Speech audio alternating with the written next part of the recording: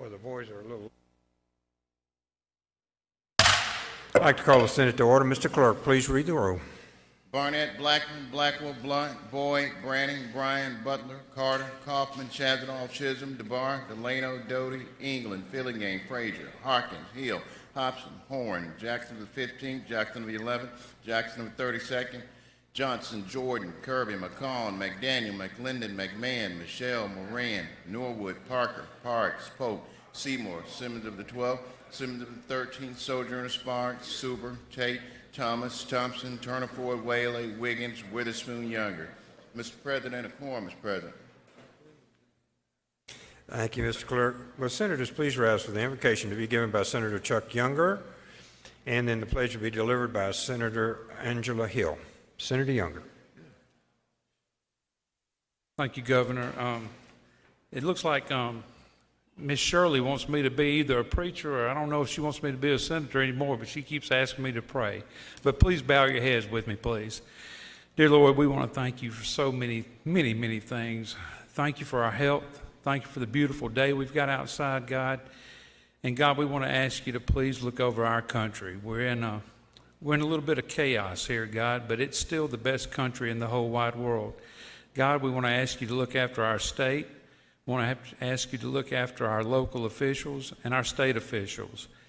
And God, we want to thank you most of all for your precious Son, Jesus Christ, and what you've done for us. Amen.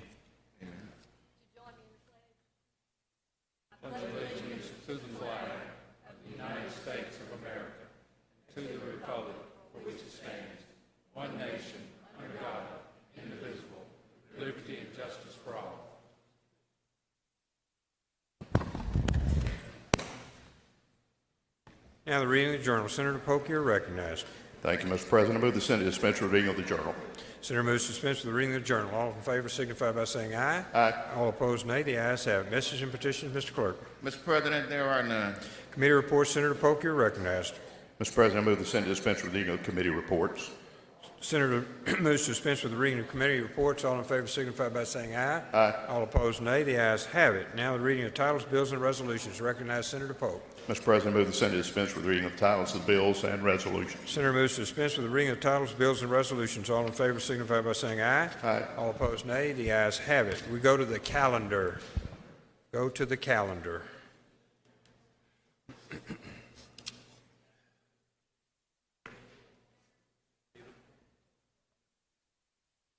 Does any chairman want to bring up an item on the calendar? Senator Hobson, you're recognized. Thank you, Mr. President.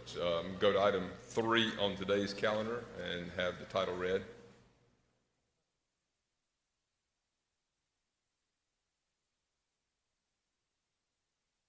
Mr. Clerk, please read the calendar. Thank you. Please read the bill. I'm sorry. House Bill number 1434, part-time law enforcement officers, revised salary threshold determination for deputy sheriffs and police officers. I'll make the usual motion. Senator makes the usual motion. All in favor signify by saying aye. Aye. All opposed, nay. The ayes have it. Please proceed. Thank you, Mr. President. I ask that you recognize Senator Branning, to explain the bill. Senator Brannon, you're recognized. Thank you, Mr. President. The purpose of this bill is just to simply amend the threshold for determining part-time status for law enforcement officers. It provides additional employment opportunities for this sector. And really, my sheriff requested this. It's going to give him the ability to give these part-time officers more time to work and gives the officers themselves the ability to earn more pay. So that's simply what it does. You'll see the changes beginning on line 64. Currently, they can only earn up to $275 or $250 a week, and this will up that threshold considerably to $475. That's the explanation of the bill. Be happy to answer any questions. Any questions? Questions from the Senate on number 3? Move final passage on the afternoon roll call. Chairman's moved final passage on the afternoon roll call. Does anyone object to the procedure? Does anyone wish to record as voting no? Seeing none, the bill is passed pursuant to the morning roll call. Senator Harkins, you're recognized. Thank you, Mr. President. I'd like to skip items 4 and 5 on the calendar and have them retain their place on the calendar and go to item number 6 and have the title read. Items 1, 2, 4, and 5 retain their place on the calendar. Item 6, Mr. Clerk, please read the title. House Bill number 1381, alcoholic beverages, revised definition of qualified resort areas, revised provisions regarding certain permits and sales.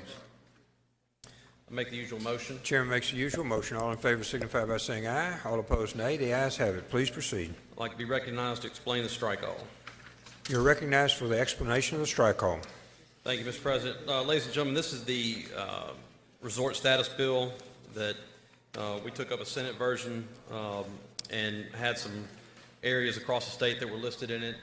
This is the House version of this bill. What we did was we put a reverse repealer in it, take it to conference. I think there were 1 or 2 other senators that wanted to make sure that that they had some opportunity to put some language in there for our area back in their district. So we did do that. So this will go to conference for some more work, but that's the explanation of the bill. If there are no questions, I move passage on the afternoon roll call. Or, excuse me, I got to adopt the We have to adopt If there are any questions, the strike call. Any questions on the explanation of the strike call? move for adoption of the strike all. Move for adoption of the strike call. All in favor signify by saying aye. Aye. All opposed, nay. The ayes have it. Back on bill. Move for final passage on the afternoon roll call. Move for final passage on the afternoon roll call. Does anyone object to the procedure? Does anyone wish to be recorded as voting no? 1, Fraser. Tate. Seymour. Parker. Branning. Jackson. Any others? Any others? I'm sorry. Chisholm. Hill voting present. Hill voting present, Mr. Clerk. Sparks, no, or present? No. Sparks, no. Mr. Clerk, would you read the no votes, please? Voting no or nay, Branning, Chisholm, Frazier, Jackson up to 15, Tate, Sparks, Seymour, and Parker. Voting present, Hill. Anyone else? Johnson, no. Johnson, no. Anyone else? Pardon me? Change it from present to no. Hill, no. Anyone else?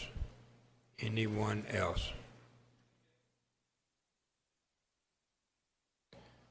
The bill has passed pursuant to the afternoon roll call with the exceptions noted, Mr. Clerk.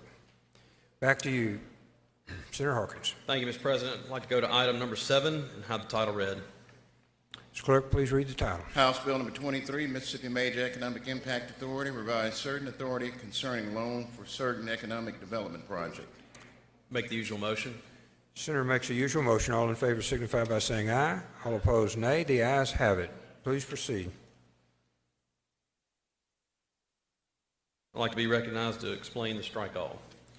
Explanation of the strike all. Explanation of the strike all on the calendar. You're Thank you, recognized. Mr. President. Ladies and gentlemen, this is a House bill that comes from a representative's district where there was a major economic project that went on, and the city was on the hook for some of the bonds, but they don't make payment, and they have nothing to do with the payment. The leases that are paid to the state pay for the bonds, and so anytime the city wants to finance a fire truck or go to do some bonds, this debt is showing up on their books. And what this is an effort to do, and there still needs to be some work on it. We're working with MDA right now on some language in one section of the bill. We want to be able to let the city realize to go to finance different things without having this liability on their books, because they are really not responsible for the payments on the bonds. So I do have an amendment at the appropriate time to put a reverse repealer in here to keep up allowing MDA and the representative to continue to work on the bill, because I do want to help the city out. It's kind of a burden for them, and that's really an explanation of the bill. Any questions concerning explanation of the bill? Any questions? Senator Hill, you're recognized for what purpose? Question, please. We yield for questions, I Senator. do. Please proceed. Thank you. On lines 445, the underlined section to renegotiate the payment of principal and interest of all such loans made to a public entity to include but not limited to the maturity, deferment, and repayment of such loans. Would that give MDA the authority to basically refinance every loan that a municipality has to defer payment or extend payment? Is that what the goal of this bill is? Well, I'm just not clear on the goal. that's the reason for the reverse repealer is because there's the language here is not troublesome, but they want to make sure it's worded properly. They're not trying to get out of any debt structure. What they're trying to do is to arrange it where the debt that the city is showing an obligation to, but has no participation in whatsoever. They're wanting to get it off the city's books, but maintain the note through MDA through that economic development impact. So who's going to pay it? If it's off the city's books, is the city still? The state pays it now. It's just showing up on the city's books is what the representative told me. Okay, that clears some of it up. So the state's paying the debt for the city on the loan. Correct. But if it's a loan, I'm just totally confused. If it's a loan, why is the city not paying it? Because it was a major economic impact and it was an incentive to get the project there in that city. And it's the only one I'm aware of on the books where a city is on the hook like this. So Can we get some details of how much and what's going on with I it? will, yes. Because it looks to me like this would apply to everybody, not just one city. Well, that's why we're trying to make sure we're wording it properly, and that's. And I'm just totally confused as to who owes debt to who and why we're doing this. But I appreciate you trying to straighten it out. Thank you. Thank you, Senator Hill. Any other questions on the explanation? Senator, we're ready for your amendment to the strikeout. Thank you. We're just on line 596. We're amending it by deleting its passage, inserting in lieu thereof July 21, 2020. It's basically just putting a reverse repealer in the bill. Any questions on the amendment? Questions on the amendment? Seeing none, Senator. Move adoption of the amendment. Senator moves adoption of the amendment. All in favor signify by saying aye. Aye. All opposed, nay. The ayes have it. We're back on the strike-off. Seeing no further questions, move passage on the afternoon roll call. We've got to adopt the strike-off first, Senator. Oh, I'm sorry. Move adoption of the strike off. Moves adoption of the strike-off. All in favor signify by saying aye.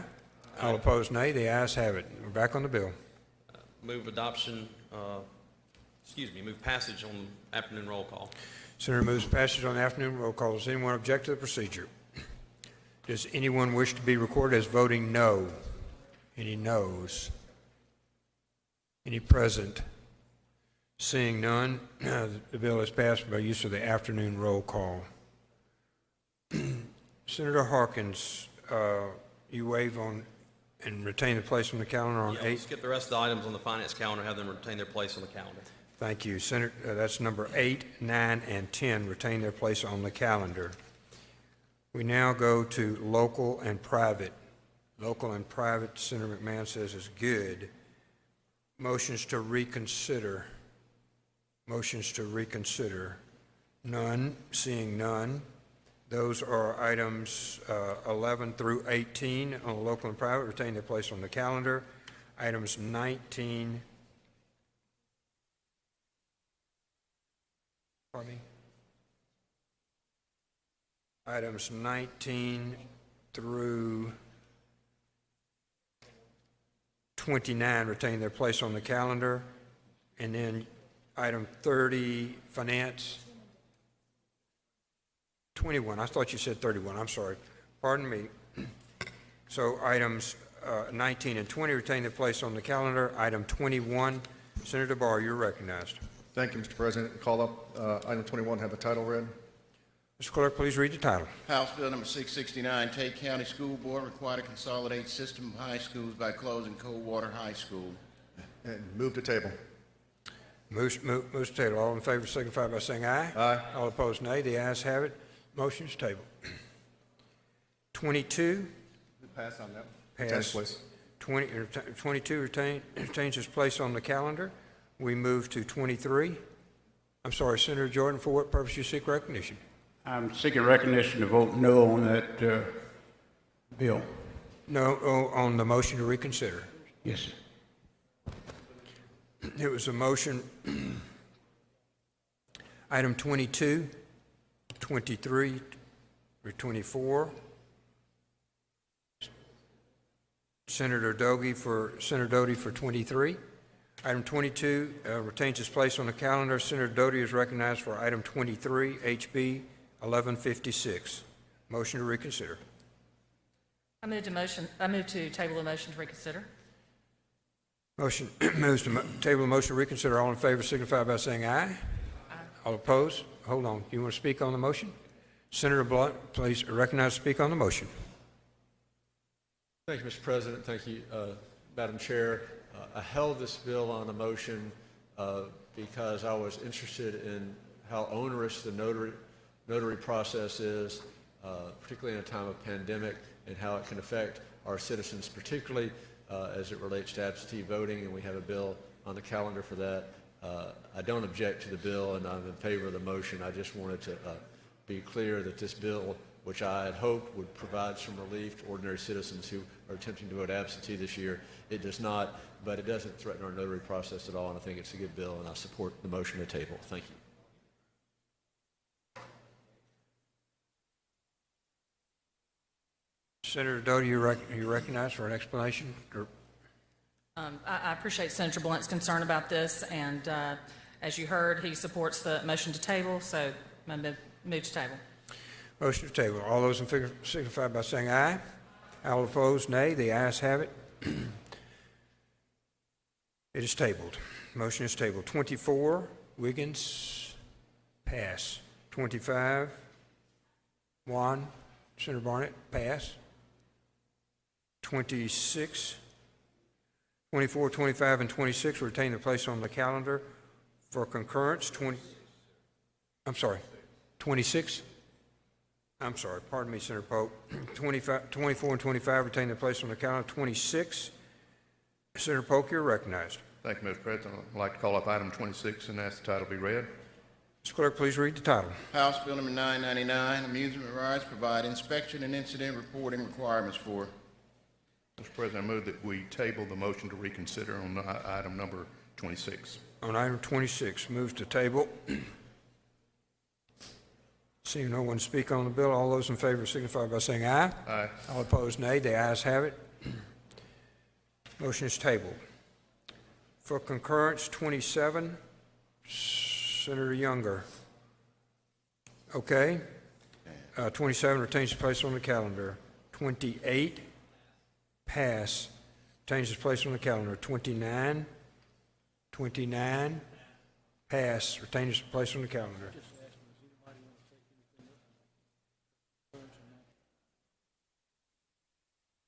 Yeah. Anyone desire to take up anything on the concurrence, non-recurrence calendar? Otherwise, it will retain its place on the calendar. Seeing none, we will move on to general. That's all the way, Mr. Clerk, that's all the way through 47. Item 48, county affairs. Pass. Item retain its place on the calendar. 49. Pass. Retain its place on the calendar. 50.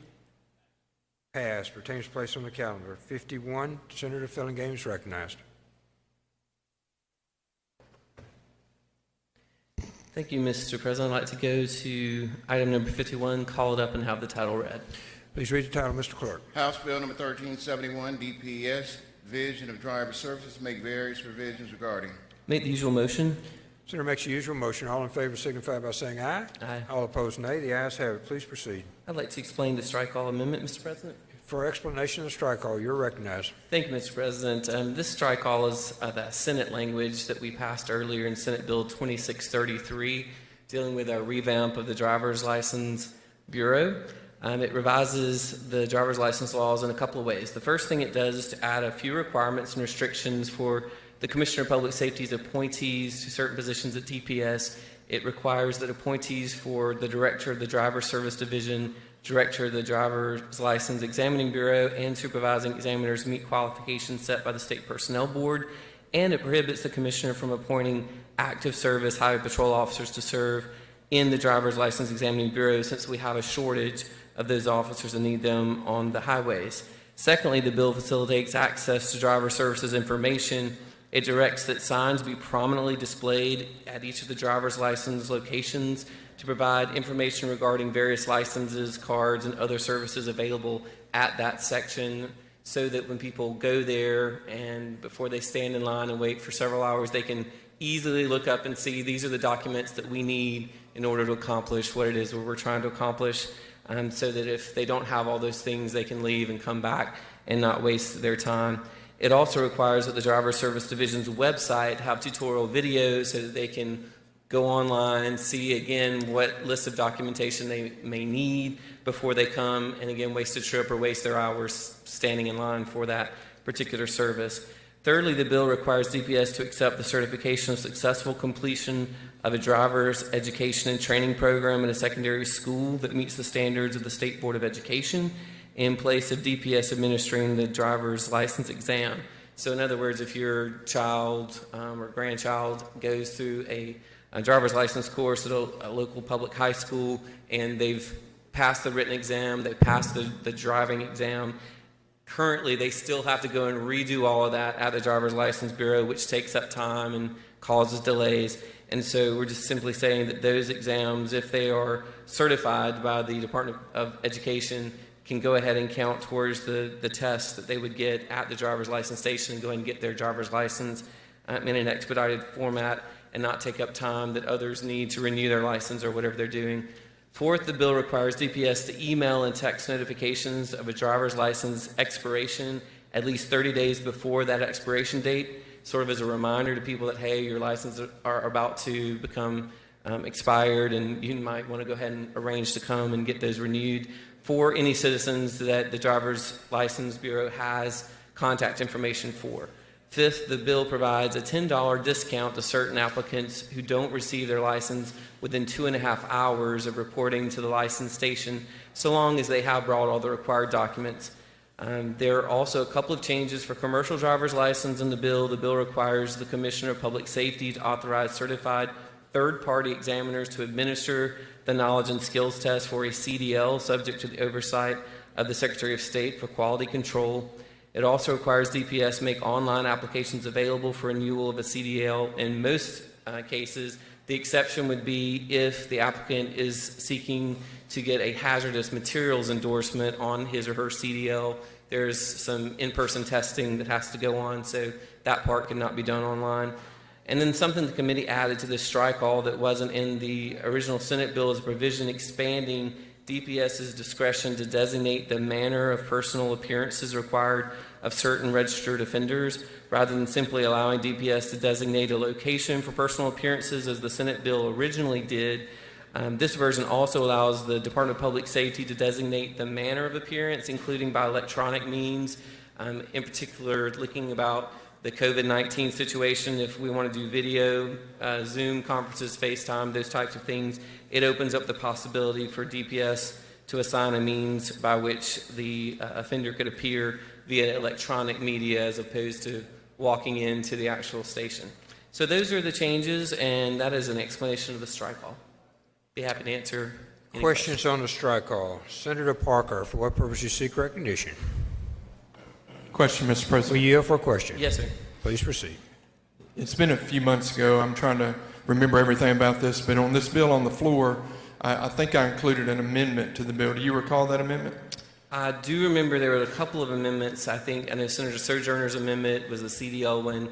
You'll have to remind me about your particular amendment. Mine, and I was listening to your explanation to see if I heard it there, but I'm pretty sure I inserted an amendment to move the sex offender registration from out of the local driver's license stations and put that under the discretion of law enforcement instead. Yes. So I was listening to see if that was still in the product that you have coming out, or? Yes, sir. It does. You had amended saying that they could designate a different location as opposed to the Driver's License Bureau. That is in there. We also wanted to make sure that on that second piece of that if they wanted to designate like a video appearance of some sort, where they could still identify the person, but yet do like a Zoom conference or maybe a FaceTime, something like that, that they could not only designate the place, like you had said, but also the means by which that appearance could take place. Right. That's why I was listening very closely to that, and I know this will probably Great go to question. conference, and I'd appreciate any know effort that it on your will, part but to thank try to you. keep that provision in there. Yes. Thank you for bringing that up, Chairman Parker. Any other questions? Other questions? Senator Polk, you're recognized for what purpose? Question, Mr. President. We yield for questions, Yes, sir. Senator. Please proceed. Thank you, Mr. President. Thank you, Mr. Chairman. Mr. Chairman, would it surprise you if I told you that I've had some intense conversations with one of your constituents named Brazil, last name Brazil, who is up to be able to get his driver's license next month. He's been very concerned about if he's going to be able to pull that off or not. A very handsome young man, as I recall. He is that, takes after his grandfather. He resembles his grandfather, I believe. Yes. Do you think this bill, if passed, would make it much easier for that young man to be able to accomplish his mission? Yes, sir. In fact, it would. Pardon? Yes, sir. I do believe it would. Thank you very much. Thank you, sir. Thank you, Senator. Any other questions on the strike call? If no other questions, I'll move adoption of the strike all amendment. Senator, move adoption of the strike all amendment. All in favor signify by saying aye. Aye. All opposed, nay. The ayes have it. You're ready. Back on the bill, Senator. Thank you, Mr. President. I move adoption by use of the afternoon roll call. Moves adoption by use of the afternoon roll call. Anyone object to the procedure? Anyone wish to be recorded as voting no? No. Any present? Seeing none, the bill has passed pursuant to the afternoon roll call. Senator Chasnall, tourism? No.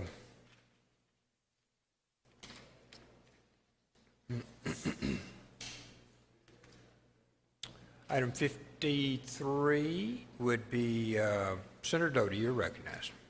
Before you start, Senator Doty, I'd like to recognize Senator Tate for an announcement and introduction of a guest out of order.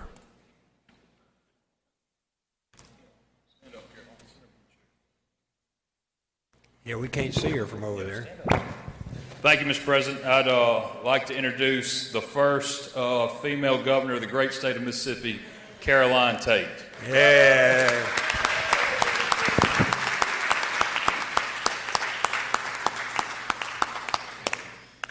Don't worry, your dad will protect you from these other guys in here.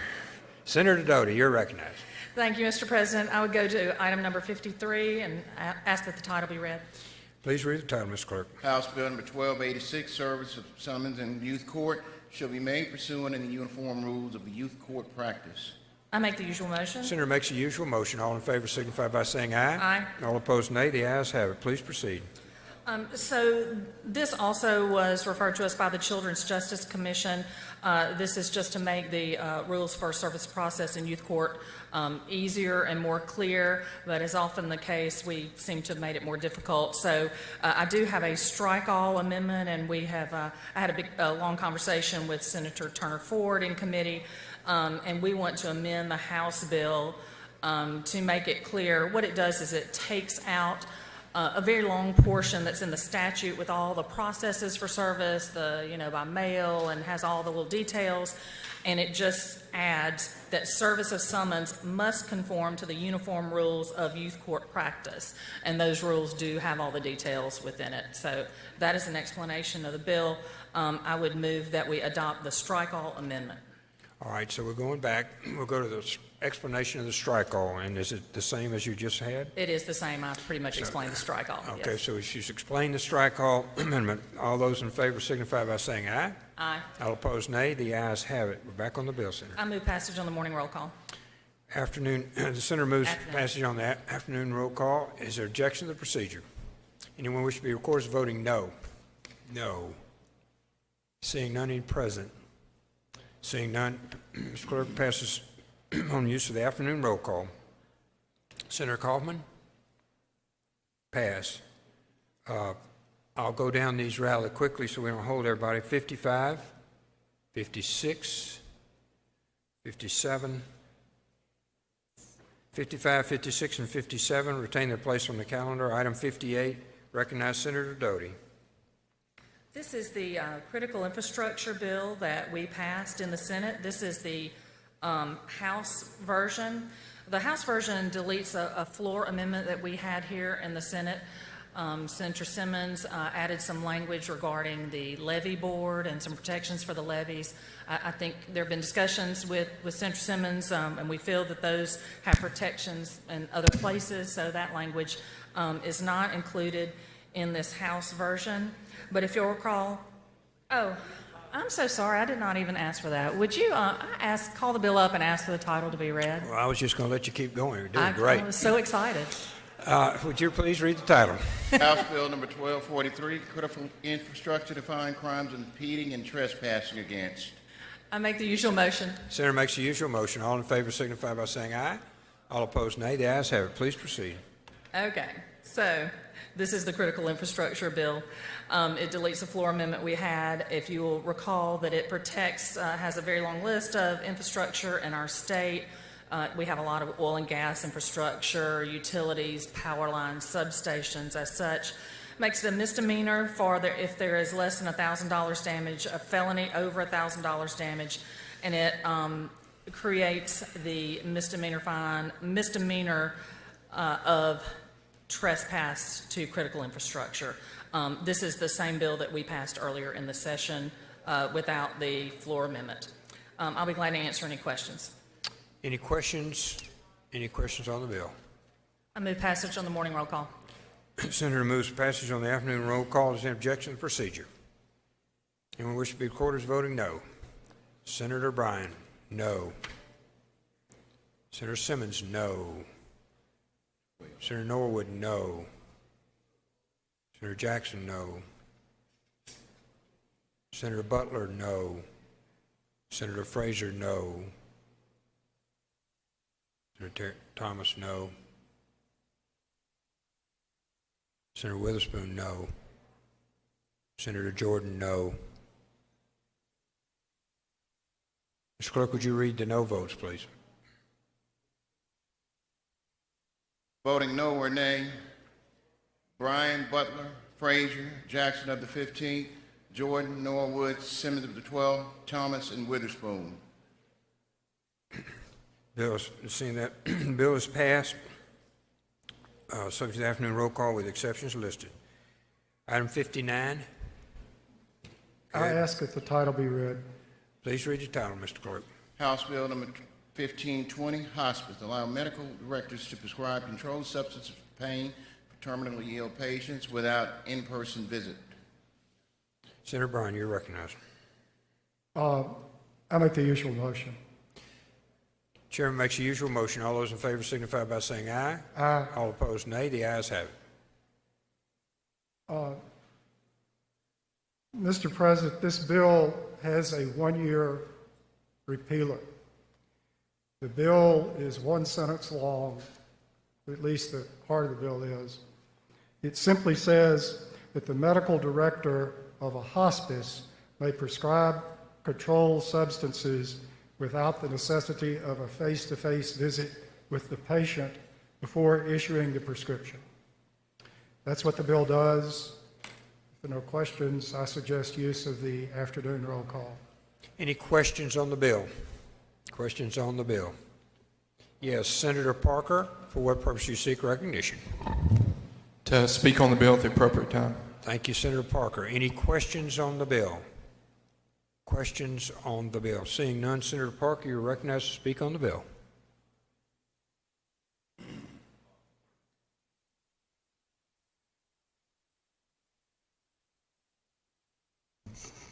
Thank you, Mr. President. Thank you, Mr. Chairman. Let me start by just kind of saying that this bill is as a result of a regulation that's in search of a problem. Over the last year or so, there's been discussion on this. We in committee, we brought up the fact that I think sometime last year there was competing kind of views on this.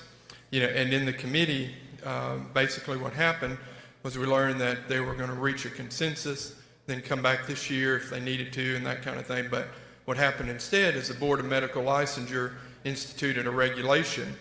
And so for those of you who are not in public health, we got to listen to an MD from the Medical Licensure Board portray his opinion on this. and then it was followed by 2 MDs who are family practice hospice providers who gave their opinion on it. After the discussion, it's very evident that they have differing opinions on this, but in listening to the discussions, the 2 from the family practice persuasion appeared to be the ones who are the boots on the ground actually doing this every day. So it's a very lively debate. We also heard in the committee from the author of this, a representative from the other side, Becky Curry. She gave an example, and I kind of reiterated the example of a representative, Mark Baker, whose brother was suffering from cancer, and over the weekend one time he was unable to swallow, and so he called the hospice nurse. The hospice nurse helped get him to the pharmacy. They prepared him a specific drop that he was able to put in his mouth to allow him to swallow. He passed away a few days later, but it was a need that he had met at that time, and that was allowed to occur under the current system. Under this change that was instituted by the Board of Medical Licensure, that would not be allowed to occur. They would have to seek a different kind of conversation. There would not be that opportunity from the way it's been explained to me. And at the very end of things, the patient who's on hospice would be the one who suffers. For those of you who are not familiar with hospice, to be placed on hospice, you basically have to be deemed to have 6 months or less left to live. I believe this regulation came as a result of trying to work on drug abuse. There are people who abuse drugs in this state, in this country, and we need to do everything we can to try to discourage that. But the people who are sent home for their last days on hospice are not really the ones who need to be regulated and have the rules change, which makes it more difficult. As somebody standing here who could potentially be the caregiver for someone in that situation in the future, it's my intent and my opinion that we should put the interests of the patient first. And in this situation, what this bill would do is it would allow this regulation that's been instituted to not go into place, and in my opinion, it would put the care of the patient first and foremost, and we would be siding with the opinion of the family practice MDs who actually provide hospice and their desire to want to see this regulation removed. I'd be glad to hear any comments. I'm just speaking on the bill, but I'd be glad to answer any questions if anyone has any. Any questions? Seeing none, Senator Brown, you're recognized. I suggest use of the afternoon roll call. Chairman's request the use of the afternoon roll call. Anyone object to the procedure? Anyone wish to be recorded as voting no? Senator Hobson? No. Senator Jordan? No. Any other no's? Senator Wiggins, good to see you. Didn't mean to miss you. Senator Wiggins, no. Any others? Any others? Mr. Clerk, you have those. Voting no or nay, Hobson, Jackson of the 15th, Jordan, and Wiggins.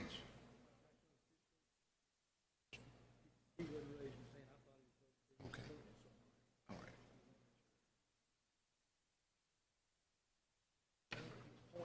right. Okay, so Senator Jackson was yes. Okay, got you. Seeing that, Senator Harkins? To the vote. To the vote. I want to vote no. Got it. That's 4, I think. Everyone in? Yes, sir. Okay. All right, bill is passed by use of afternoon roll call with the exceptions noted, Mr. Clerk. We move to item 59. I'm sorry. Senator Jackson. Voted yes. Senator Jackson voted yes. We picked that up. Thank you, Senator. Number 60 on the calendar. Senator Michelle, you're recognized. Thank you. I ask that the title be read. Mr. Clerk, please read the title. House Bill number 95, Commissioner of Insurance shall resolve certain disputes between provider and insured regarding billing. Make the usual motion. Senator makes the usual motion. All in favor signify by saying aye. All opposed, nay. The ayes have it. I'd like to yield to Senator Hill to explain the strike all. Senator Hill, you're recognized. Thank you, Mr. Chairman. All this bill does basically is say that the commissioner may resolve billing disputes on balance billing issues when the customer receives a balance bill from a provider that's not the amount that was under contract. And that's basically all it does. We already have the balance billing statute in place. It just allows the commissioner to be able to ask to try to resolve those disputes for that customer if that insured contacts the department and it is a valid balance billing dispute. And I think that the chairman has an amendment. Mr. Chairman, you're recognized for amendment. That was an explanation of the strike all. We're now on the amendment. The amendment just will take out the reverse repealer. It was added in the committee to allow one of our members to study the bill further, and we want to take away the reverse repealer. That's what we do here. I move adoption of the amendment. Senator moves adoption of the amendment. Any questions? Senator McClendon, you have a question? That'd be for you, Senator Michelle. Senator McClendon, you're recognized for what purpose? Yes, sir. Thank you, Mr. President. Thank you, Mr. Chairman. For a question, question, please. You're recognized. Mr. Chairman, does the Attorney General have this authority now to do this? They do on the civil cases, I'm told, but not on just disputes. Thank you. I have one more question.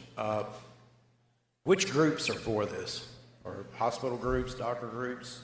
Well, as you know, you were present at the committee meeting. We had a hearing on this, and we heard from the Mississippi State Medical Association that was in favor of it. We heard from the Mississippi Insurance Department.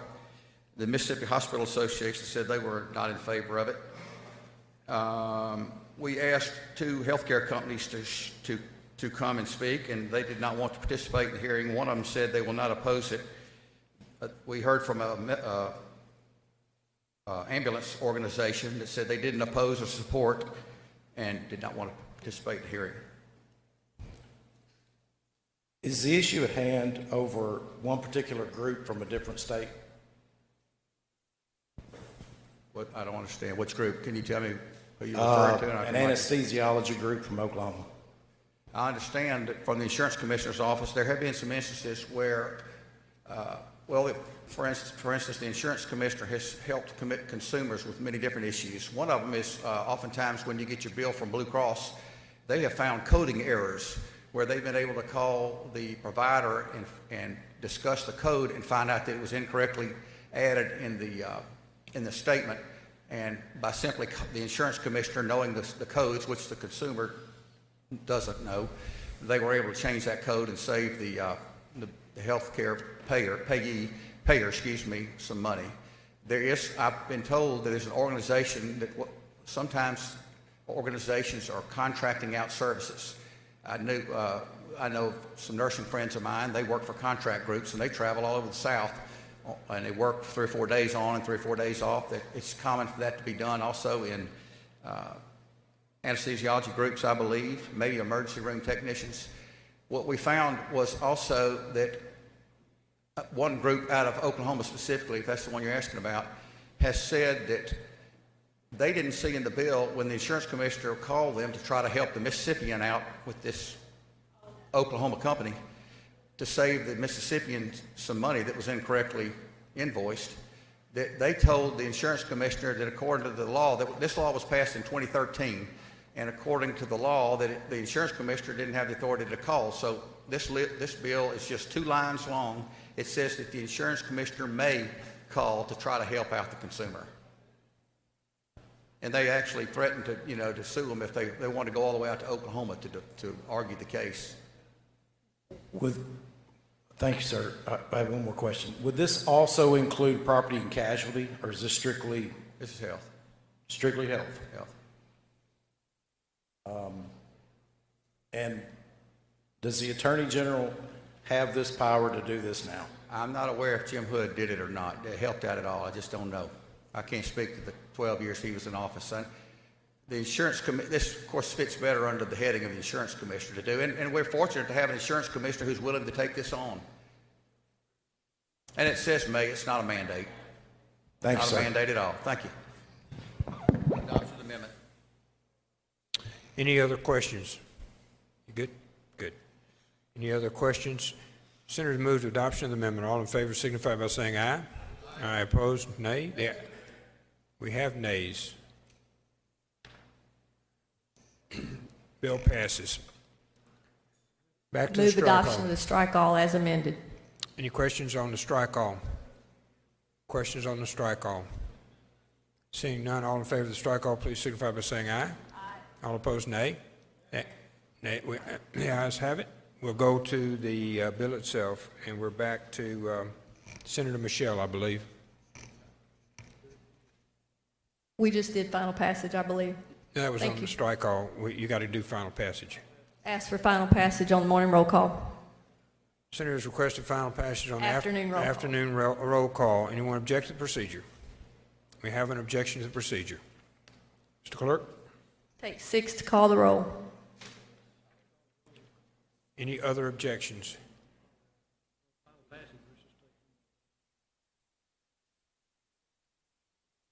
It's on final passage, Senator. We have to take a roll call. Please proceed, Mr. Clerk. Barnett, Blackman, Blackwell, Blunt, Boyd, Branning, Bryan, Butler, Carter, Kaufman, Chazanall,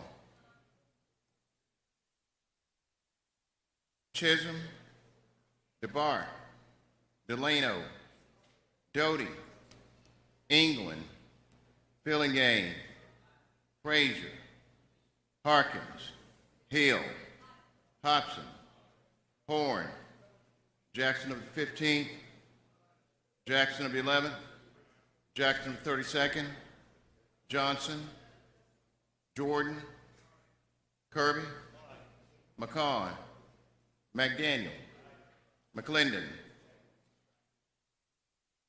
McMahon, Michelle, Moran, Norwood, Parker, Parks, Hope, Seymour, Simmons of the 12th, Simmons of the 13th, Sojourner, Sparks, Suber, Tate, Thomas, Thompson, Turner Ford, Whaley, Wiggins, Witherspoon, Younger, Barnett, Blackman, Blackwell, Boyd, Bryan, Carter, Chisholm, DeBar, Delano, Doty, England, Frazier, Harkins, Horn, Jackson of the 32nd, Johnson, McCawn, McMahon, McClendon,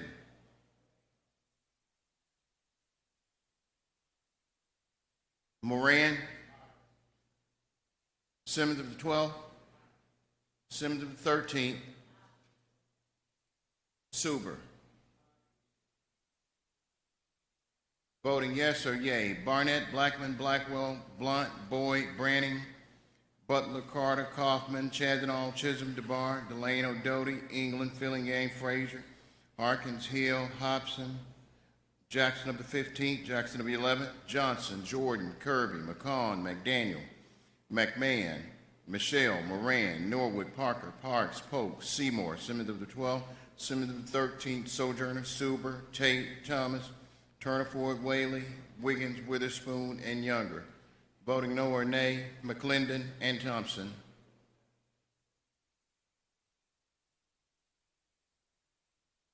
Senator Sparks. Sparks. Okay.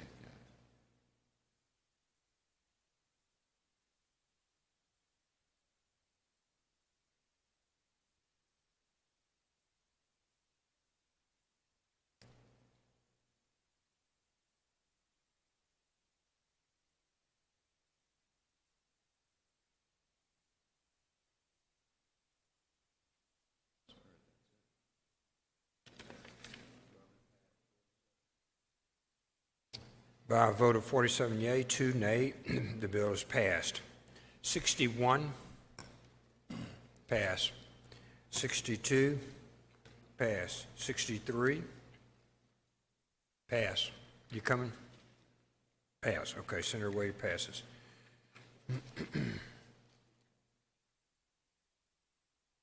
64. Senator DeBar, you're recognized. Thank you, Mr. President. Call that item up, have the title read. Mr. Clerk, please read the title. 64. House Bill number 1577, Hunter Safety Education, authorized school districts to offer as part of their curriculum. Make the usual motions. Senator makes the usual motion. All in favor signify by saying aye. All opposed, nay. The ayes have it. Please proceed. Ask you recognize Senator Whaley to explain the bill. Senator Whaley, you're recognized. Thank you, Mr. President, and thank you, Mr. Chairman. What we have before us is House Bill number 1577, which would allow at the beginning of the 2020-2021 school year, each school district may offer a course on hunter safety as a component of its curriculum during the day or an after-school program for grades 7 through 12. The hunter safety course must be taught by a well-trained individual who is credentialed to provide instruction in the safe handling of firearms. The school district may arrange for any employee of the district or an individual who is not employed by the district. The hunter safety course required under this section may not be construed to authorize a student, a school district employee, a firearms safety instructor, or any other person who is not otherwise permitted by law or school board policy to carry a weapon or possess a firearm on a school property. The students will be in training students to handle firearms properly. Operable weapons and live ammunition may not be used. Access by any person to the inoperable weapons and ammunition used in the course must be limited to the times when the students are in a class under the supervision of the firearms instructor and the physical education teacher. Upon the request of any parent, the school must excuse the parent's child from the hunter safety course if they so wish. And also, upon the completion of this course, it will be permitted for any student who has completed to be allowed to purchase the hunter safety card, which will allow them to have a hunter's license. If there are any questions, I'll be free to take them. Senator Jordan, for what purpose you recognize? I have a question, Mr. For President. a question. I do. Please Yes. proceed. Will weapons be in the classroom? Will students be handling weapons? Yes, How sir. do you- Let me read you that back really carefully. Let me find it right here. Okay. There will be no live ammunition or operable firearms. These are inoperable firearms. They have no chamber action, no trigger action. It's basically a model of the weapon. It's used to teach proper handling. Is it wood and metallic? It could be, or it could be a carbon plastic type figure. It could be made several different ways. Okay. With that, so therefore, it's no danger since it's not metallic or wood. Then No more the only danger thing, than the only fear I have is that if you practice with weapons like that, students are very peculiar sometimes. They could steal ammo from home and bring it and put it in that projectile and shoot up the whole class. Yes, sir. And I think that's a the valid fear. point. That's the reason why no operable weapons will be allowed. Okay. Thank you, Mr. President. Thanks for. Thank you, Senator. Senator Butler, for what purpose you seek recognition? Question, Mr. Chairman. Will you use for a question, Senator? Yes, sir. Please proceed. Thank you very much. Are you aware that Mississippi State Cooperative Section program offers that to the public school system? No, sir, I'm not. That's one of the courses that they offer to our public school system. Okay, I was not aware of that, no, sir. Thank you, Senator Butler. Other questions? Other questions? Seeing none, Senator, we're prepared. Move passage by the afternoon roll call. Senator, move passage by afternoon roll call. Does anyone object to the procedure? Does anyone wish to be recorded as voting no? Butler. Jordan.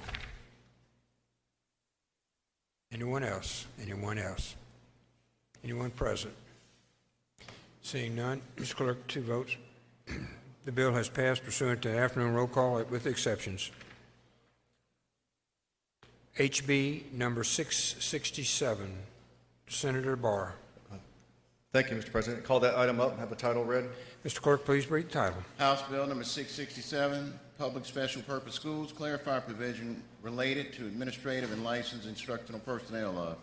Then make the usual motions. Chairman makes the usual motion. All in favor signify by saying aye. All opposed, nay. The ayes have it. Please proceed. Thank you, Mr. President. HB 667 is similar to a bill we passed last year for the School of the Arts. It will allow for the School for the Deaf and Blind more flexibility and efficiency by operating like a local school district. They will have the authority to, if given it by the school Department of Education, to do its own hiring and firing, make its all personnel district decisions. This will be phased in over a 1-year period and effective July 1 of 2021. Currently, teachers in these schools are state employees, and they're having issues with teachers or other employees just quitting in the middle of the school year because they don't have a contract. By making them a local school district, they can enter into contracts, and their manning or personnel would be more predictable. All procurement will be handled by the school business offices, subject to approval by a subcommittee of the school State Department of Education. And the bill also will allow for another 6 months for the School of Arts to fully phase in their changeover to this local type school district. That's the explanation of the bill, Mr. President. I'll yield for any questions. If there are none, I'll ask for passage by use of the afternoon roll call. Any questions? Any questions to Senator? Seeing none, it's made a motion for utilization of the afternoon roll call. Anyone object to the procedure? Anyone wish to be recorded as voting no? No. Senator Simmons. Senator Simmons. Anyone else? Anyone else? Any present? Seeing none, the bill has passed with the vote as noted. 66. Pass that and have it retain its place on the calendar. 66 retains place on the calendar. 67, public property. Good? Okay. 66, 67, 68. 69, Chairman Polk. Pass. 70, Chairman Thompson. Pass. 71, 72, 71, Senator Branning. Senator Branning is recognized. 66 to 70 will retain their place on the calendar. We will move to item 71, House Bill number 824. I'd like to call up House Bill number 824 and like to recognize Senator Tate to explain the bill. Senator Tate, you're recognized. Please read the bill. Please read the title, Mr. Clerk. House Bill number 824, election commissioners authorized per diem for primary and runoff election days in addition to general and special election days.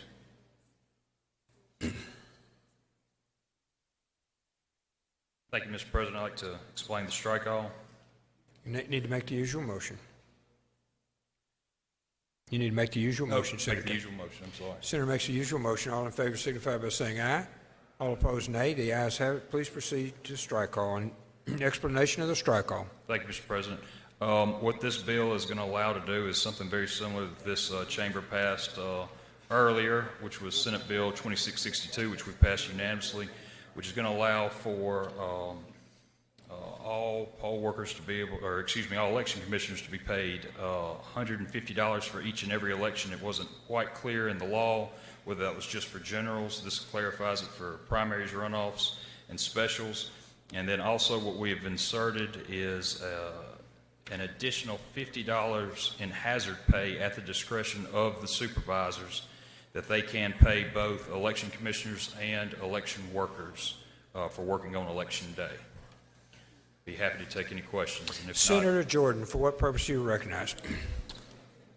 I have a question, Mr. President. You're here for a question. Senator Yes, Tate. Yes, You're sir. recognized, Senator. Yes. Please proceed. Thank you, sir. What is considered as hazardous pay?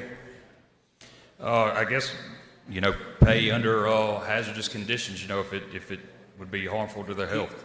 You have reference to weather, or what? What do you have reference to when you say hazardous? It would only be during the state of emergency. In what way? What are you talking? State of emergency of Yes. what? Yes, sir. So if we're in a state of emergency during the election at the discretion of the Board of Supervisors, if they'd like, they could have an additional $50 for Election Day to pay for their workers. Could you name me a kind of emergency that the Board of Supervisors would have that would cause you to pay that? It would be by the state that would have the state. It would be a state-declared emergency. Or the state? Yes, sir. Can you name one that the state may have to offer emergency pay for your election worker? Maybe for the.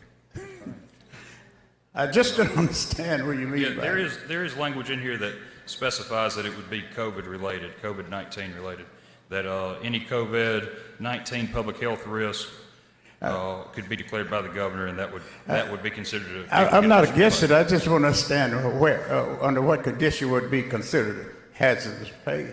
Yes, sir. Under those circumstances. That's all. Yes, sir. And you say the state would have to declare that That's right, and then it'd be upon the discretion of the Board of Supervisors if they'd want to allocate any money there. Right now, it's set in code what that limit could be. Thank you, sir. Appreciate it. Thank you. Other questions? Senator Norwood, for what purpose you seek recognition? He's good. Senator Norwood passes. All right, I think we're ready now, Senator, for your motion. Like for passage by afternoon roll call. I think we have to adopt a strike all first. We're on the strike call. Should be Motion to adopt the strike call. All in favor signify by saying aye. All opposed, nay. The ayes have it. We're on the bill. Like move for passage by afternoon roll call. Senator moves for passage by afternoon roll call. Anyone object to the procedure? Anyone wish to be recorded as voting no? Seeing none present, one no. Present, Senator Turner Ford, present. Anyone else present? Seeing none, the bill has passed. Mr. Clerk, by the afternoon roll call, with the exception of one present. Item 72, Senator Branning, you're recognized. Thank you, Mr. President. Before we go to this item, I would like to ask for floor privileges for my special guest here with me today, Ms. Holly Robertson from the Secretary of State's office. Mr. President. Floor privileges for Holly Robinson, a very good lawyer from the Secretary of State's office. All in favor signify by saying aye. All opposed, nay. Ms. Robinson, welcome. We're glad to have you here. Senator Branning, you're recognized. Thank you, Mr. President. I'd like to move to item 72 on today's calendar, House Bill number 1521. Call that up and have the title read, please. Mr. Clerk, please read the title. House Bill number 1521, absentee ballots, provides procedures and timeline for mailing to voter and receiving from voter. I'd like to be recognized to explain the strike all. You're recognized to explain the strike all. Thank you. This bill is really intended to address two areas of concerns in elections that face us at this time. The first one is the O'Neill versus the State of Mississippi case that deals with the time frame in absentee voting during runoff elections. And you'll see in the bill before you, beginning on lines 51 and again on line 540. Let me pause right here and make sure. Have we passed out a copy of the strike all? I want to be sure everyone has a copy. Is the strike all up, Mr. Clerk? Thank you. Just wanted to be sure everyone could follow me. So the bill provides that absentee ballots received by mail must be postmarked on or before the day of the election and received by the registrar no more than 5 business days after the election. Then anyone voting absentee in the general or the special election will automatically receive an absentee ballot for any runoff unless they opt out. And you will find this language on line 398 of the bill. Otherwise, absentee ballots and applications will be sent out to the voter together only for runoff elections. Line 398, you'll find this language. The second item that we're attempting to address in this bill is COVID concerns. We all know that in November we'll be having an election that includes a presidential election, and we don't know what our state will look like as far as health concerns, so we've got to do our best to prepare for that. As far as absentee voting procedures, we anticipate an increase in voting using this mechanism. This bill provides that anyone with general concerns about COVID will be able to vote absentee in person. This only applies during the state of an emergency declared by our governor due to COVID-19, which is where we are right now. Anyone under a physician-ordered quarantine or caring for a dependent under a physician-ordered quarantine will be able to vote absentee by mail. You'll see this language on lines 211 and line 306. Additionally, the circuit clerks will remain open for absentee voting the Saturday preceding the election until 5 p.m. instead of 12 noon. This will give the clerks additional time to wait on voters that come in and vote absentee. We may find ourselves in a situation where people are having to space out in line and things of that nature, but to give the clerks more time to work with the voters. Next, in-person absentee voting shall no longer have the ballot envelope requirement, and you'll see this on line 58. So under the provisions of this bill, people that qualify and can go vote in-person absentee will go through the process of filling out your application, voting the ballot, and then feeding the ballot through the optical scanner. No requirement for putting the ballot into the envelope and signing across the flap, since they are actually in person in the clerk's office. And I'm told by the clerks that this is going to cut voting time in half. So you're hearing news reports in other states about long lines, people waiting. This is one of the solutions that we have come up with to make sure that voters are not waiting in line for hours on end unnecessarily. But there's also some enhancement of security measures too that I want to point out to you. Line 77. This bill for mail ballots says that all mail-in ballots will be kept in the registrar's office. As you all know, under current law, during an election, those mail-in ballots are sent out to the precincts for processing and then brought back in. Under this bill, those mail-in ballots will remain in the clerk's office. And I also call your attention to line 68. The voting system for the in-person absentee voting will be sealed each day and the seal number recorded along with the number of ballots. So with an increase of people voting in-person absentee, we followed up with a plan for security of those ballots inside the clerk's office, sealed off there with the recorded number each and every day. Again, this is preparations for a larger number of in-person absentee voting. There's a couple of general changes that the bill also brings about. Lines 85 and 86, it says the absentee vote shall be the final vote. So anyone appearing to vote who has already voted absentee ballot will be allowed to do so by affidavit ballot, and that will be resolved after the fact. But this makes clear that the absentee vote will be the final vote. The last thing the bill does talks about the retention of ballots in line 114. This was some language that came over from the House that originated with some of the Hinds County election commissioners. They have a real problem with storage space with their unused ballots. And so we talked about it and felt like this would be a good time to address that issue. Perhaps additional supplies will be ordered to be ready for the November election if we are thinking there might be a few more mail-in ballots. So this is going to serve our larger counties well. But it provides that in federal elections, we may destroy only the unused ballots after 22 months, and that's a federal law. But then for the state elections, the ballots may be destroyed after 4 months. Now, there's been a lot of work that has gone into this bill from both parties involved, and my elections committee has been wonderful to work with me. I appreciate each and every one of them, and many of you who were not on the committee have allowed me to kind of brainstorm with you. But I feel like we need more work. There's a few things that the circuit clerks and I are continuing to discuss along with the Secretary of State's office, and this is a big deal. I want to be sure we get this just right for November. And so for that reason, when the time is appropriate, I will be offering an amendment to add a reverse repealer to the bill so that we can continue to work. And that is the explanation of the strike all. I am happy to answer any questions. Thank you. Senator Jordan, for what purpose do you seek recognition? I have a question, Mr. President. Will you yield, Senator? Mr. Chairman. Yes. Seems like Please proceed. the objective is to try to make voting easier. Does this bill do that, make voting easier? Senator Jordan, the purpose of the bill is twofold. One is to address the O'Neill case with the timing of voting absentee in a runoff. The second is to address COVID. If we're talking about making voting easier in the time of COVID, then yes. And the two ways that we do that in the bill, number one, if any concern about COVID, you can vote in person absentee. If anyone is under a physician-ordered quarantine or caring for the dependent, they can vote absentee by mail.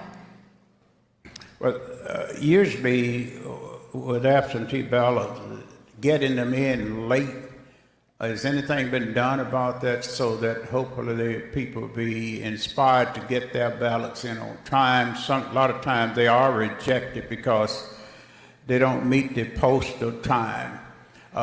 You say you're working with the circuit clerks. Are they pleased with this bill? Yes, they are very happy about many, many parts of it. There is a detail or two that we're continuing to discuss because we want to make sure that what we put into law is workable for them. So I'm continuing those discussions with them. They've been very involved and very happy about the changes in the bill. Let me also point out to you, Senator, if you look at line 51, that's where we talk about the timing for receiving ballots. Now you have to have your ballot in the day prior to the election. Under this bill, as long as it's postmarked on or before Election Day and received 5 business days thereafter, it will be counted. Thank you. That's good. Thank you very much. Thank you, Senator Jordan. Senator Barnett, for what purpose do you seek recognition? Question, Mr. President. Will you yield for a question, Senator? Yes. Please proceed. Thank you, Mr. President. Thank you, Mr. Chairman. I'm sorry, Madam Chairman. Was there any consideration when this was being discussed in your committee and even with the House members of the possibility of voting early? We already have that opportunity for certain people that qualify under our law. And so that would be people that are working out of town, students or educators that maybe work out of town, and a whole other host of categories. I understand that, Senator, but would you agree that we are right now in uncertain, would you call this uncertain times that we're in right now? Certainly. Okay, I'm sorry. So being that we can't agree on that, Senator, why can't we understand the severity of this COVID pandemic that we're in? We don't know how long. We don't know what it's going to hold for us. So why not make early voting available for all? Because you're saying for some, we don't know what this virus is going to do, Senator, and to say some is almost saying that we can see in the future and the other ones are going to be okay and we may not be okay. So why not, and Senator Jordan asked the question is to make it easier. I think the easiest thing to do is to allow everyone that can to be able to vote early, because we don't know what's going to happen tomorrow or the next day with this COVID pandemic. And I appreciate your question, your concern. I'd like to draw your attention to lines 228 and 337. In this bill, we have provided that anyone with a concern about COVID, and given that we are still under a state of emergency with regard to COVID, will be able to vote absentee in person 45 days, anytime 45 days prior to the election day. So I believe there's your answer. I don't think that's quite the answer that I'm looking for, Senator. Thank you. Because again, that only still goes back to what you said earlier, certain individuals, and we want to make sure that all individuals can have the opportunity to vote early. Other states are already doing this, and it's working fine. And Senator, why are we, and I say we because I'm talking about the state of Mississippi, why are we the last to always do good things? And I think by making voting early to all individuals will be a great step forward for the state of Mississippi. I appreciate your comments. And But I do believe we have addressed that already, as I had stated in the bill. So anybody that has a concern about COVID will be able to vote absentee in person. I don't think there's an individual in the United States of America that does not have a concern about COVID. So why not address this now? Thank you. Thank you. Senator Simmons, Derek. Passes. Senator Gary Jackson. For what purpose, Senator? Question. Will you yield for a question, ma'am? I do. Please proceed. Thank you, Mr. President. Thank you, Madam Chairman. If I understand right, if a race is close, it could be up to 5 days before an absentee ballot is counted. That's correct, to allow, to make sure we are allowing enough time for receipt of all of the absentee ballots by mail. That's correct. But if I may go on and explain a little bit further, so all of the in-person absentee voting will be counted on Election Day, as well as all the mail-in ballots that are received up until 7 p.m. the day prior to the election. So please don't misunderstand and think it's all the mail-in ballots. That's not the way that it will work. We hope the overwhelming majority of everyone doesn't wait till the day of the election to postmark their ballot and get it back in for counting. Thank you. Thank you. Thank you, Senator. Senator Bryan, for what purpose you seek recognition? A question. Will you yield for a question, ma'am? Sure. Senator, please proceed. My question concerns the lines 236 and 237, which is where one checks a box which says, I wish to opt out of receiving an absentee ballot for the runoff election.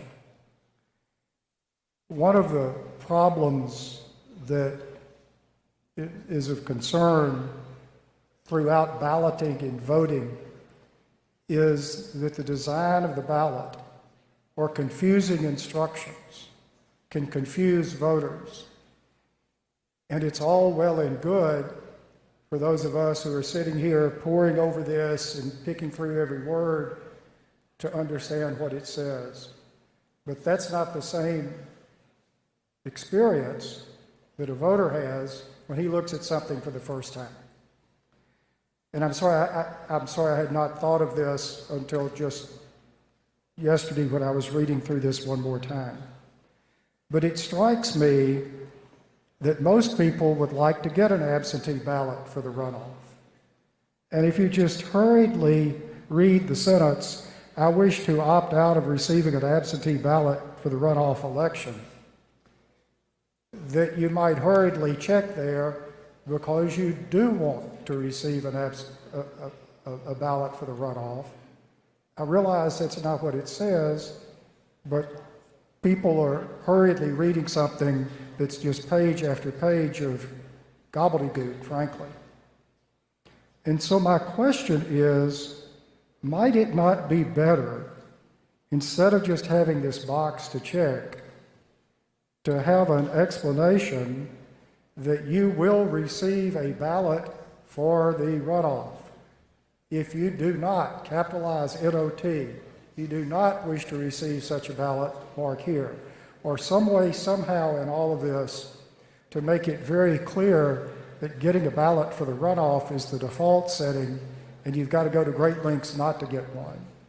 That's a really good point. I'm glad that you brought that up, Senator Bryan. The lines that you referred to, 236 and 237, are actually part of the form application. And so what will happen, as you well know, once we provide changes to the form, then the Secretary of State's office will adjust their instructions that go to the clerks that then go out to the electors for clarity. But I will tell you, I mentioned earlier that I will be offering an amendment shortly to add a reverse repealer. This is one of those areas that I plan to work more on, so I'm definitely happy to talk to you more about it. If you have suggestions on wording, we can certainly talk about that. Well, thank you. But I do want to make it clear that my objection is to the form itself that the voter's going to fill out. My objection is not to some gobbledygook that's instructions that's going to the clerk. I've about had it with the clerks and their double talk, or at least their representatives down here. But the problem is there ain't no clerk when the voter's at home with the form, and all the voter has is the form, which is misleading. And that's what I'm objecting to, not what goes to the clerks. My second question concerns the language on lines 228 through 231. And I'm going to read this, and Madam Chairman, it's gibberish. Listen to this.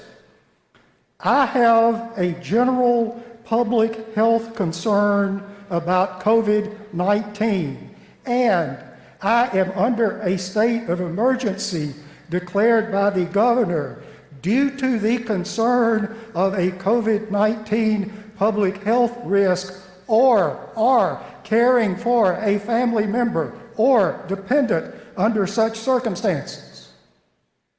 And again, Madam Chairman, my point and the reason I'm so exasperated about this is this application that we have, all of this stuff, is page after page after page of hyper-technical language expressed in the most counterintuitive manner anyone could possibly dream up. I don't even think the sentence is grammatically correct. And I can't figure out what it means. This is, as I understand it, the catch-all phrase that basically is intended to allow anyone who's worried about COVID to go vote. But when you read this, I can't make heads or tails out of it. I don't understand the meaning of I am under a state of emergency declared by the governor. It seems to me that's some sort of, I'll let y'all confer. Thank you, Senator Bryan. I'm happy to look at the language. I certainly support simplicity. If we can make this a little more simple, willing to do that. And I'm sorry I'm exasperated, but it seems to me that at every turn, there's an attempt just to make things as convoluted and confusing as possible, and I can't figure out any reasonable way or reason to do that.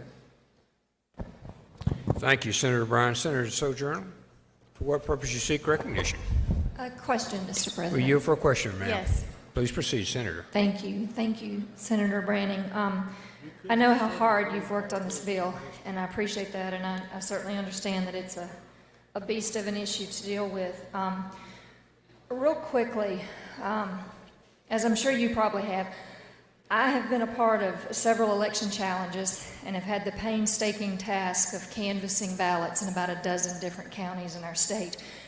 And if you've never been through that process, everyone in this building should have to do it.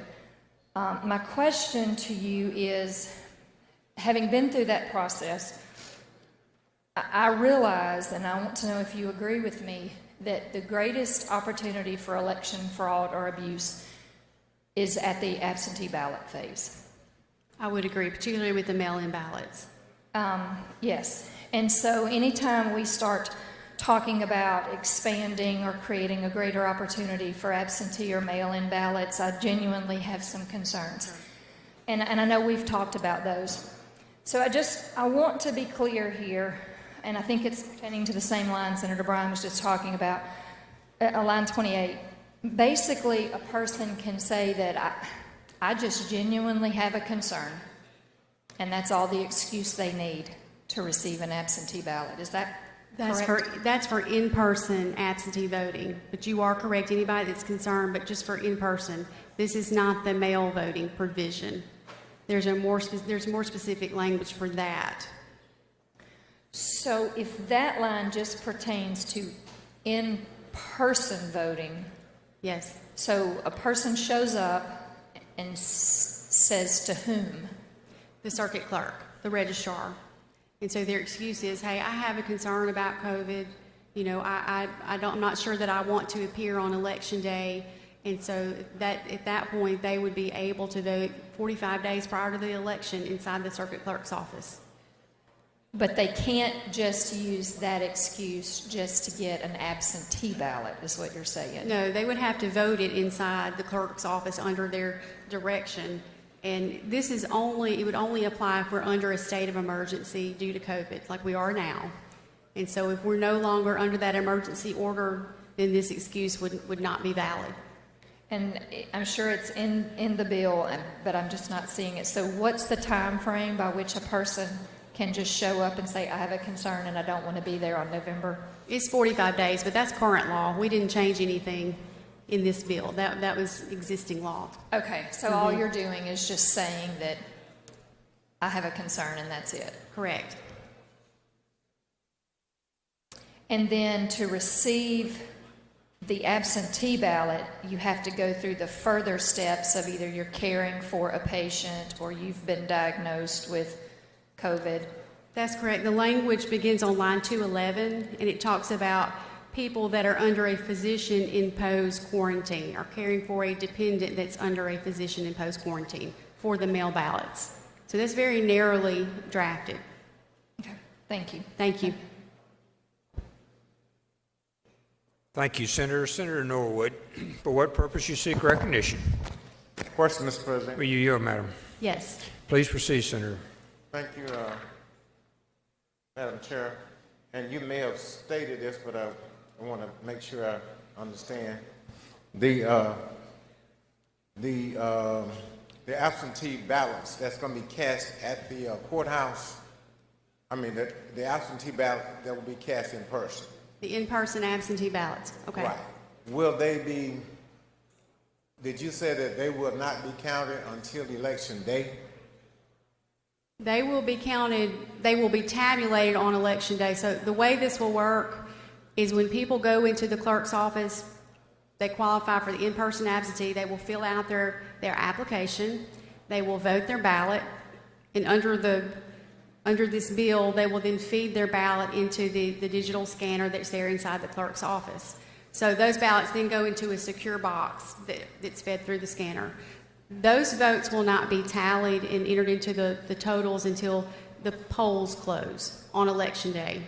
So yes, I guess I'm going the long way around to answer your question. People that vote in-person absentee, those votes will be counted at the close of the polls on election day. Was there any consideration given to, because some of the circuit clerks had requested that those ballots be counted, I mean, they tallied those absentee ballots on a daily basis. Was there any consideration given to that? I'm sorry, will you repeat your question? Some of the circuit clerks had asked that the absentee ballots would be tallied on a daily basis. Was there any consideration given to that? We did not discuss that, Senator. In fact, I've tried to work very closely with the circuit clerks in the Secretary of State's office to be sure that what we are doing works with a lot of their existing processes in place. We don't want to find ourselves in a position where we're making a whole host of changes for the clerks to have to learn and then the Secretary of State's office to train them. We want to make sure everything is concise as possible. So we did not consider that, to answer your question. Thank you for the question. Okay, let me ask one additional question. Sure. Now, you said that as far as the absentee balloting in person, as long as there is the executive order, the state of emergency is in effect. That's correct. Now, who has the authority to grant the state of emergency? The governor. What are under what conditions would the state of emergency should be granted? Well, the language here says due to a public health concern dealing with COVID-19. So that's what we're specifically focused on, in the event this virus is still with us or gets worse in the fall around the election. That's the only situation that I'm looking to address in this bill. Okay, now how was that decision made, The governor decides whether the emergency order stays in place or, he's issued a host of different emergencies orders during COVID-19. So it would be in his discretion. And, he's been consulting with the health department every step of the way. Okay. Thank you, Mr. President. Thank you, Madam Chair. Thank you. Thank you. Senator Moran, for what purpose you seek recognition? Question, Mr. We yield. President. Yes. Please proceed, Senator. All right, so if I understand what you're saying here is that you've been saying is that they have up to 45 days to vote early. To vote absentee in Vote person. absentee. They go down to the courthouse and vote. Someone would actually come out and they could vote from their vehicle if they so choose, right? Correct. I dare say that the majority of the folks that would take advantage of that would probably do that on their way to Walmart, Lowe's, or Home Depot, where we've all been shoulder to shoulder. And at the same time, they could go by the courthouse and vote 45 days ahead of the election. That's a long time. And keep in mind that the Saturday preceding the election, this bill would allow the circuit clerks to remain open until 5 p.m. for additional time. That's correct. Thank you, ma'am. Thank you.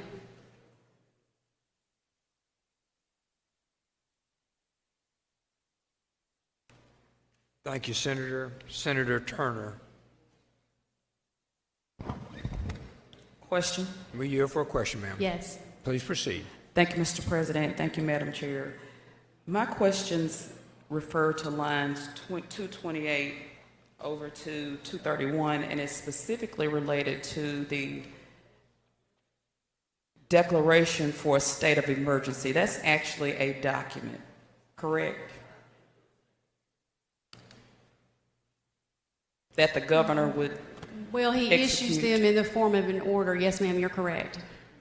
Is that's something different than the executive orders that the governor is executing as needed?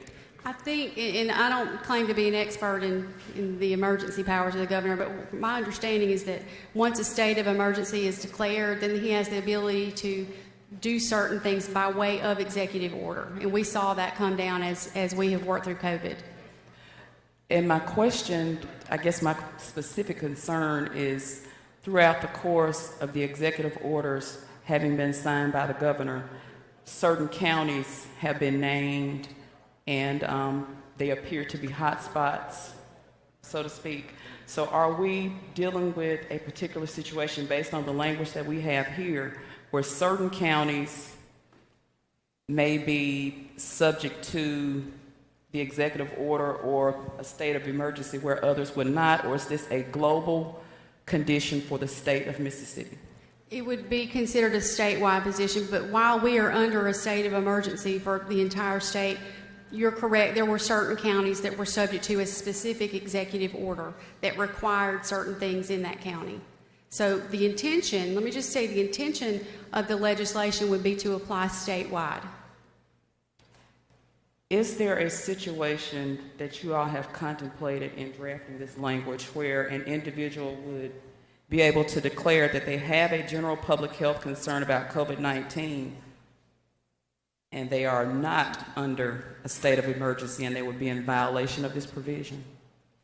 The intention of the bill is that if we are no longer under the state of emergency due to COVID, then these excuses, the one you're referring to as well as the mail-in ballot excuse, would no longer be valid. Thank you. Thank you.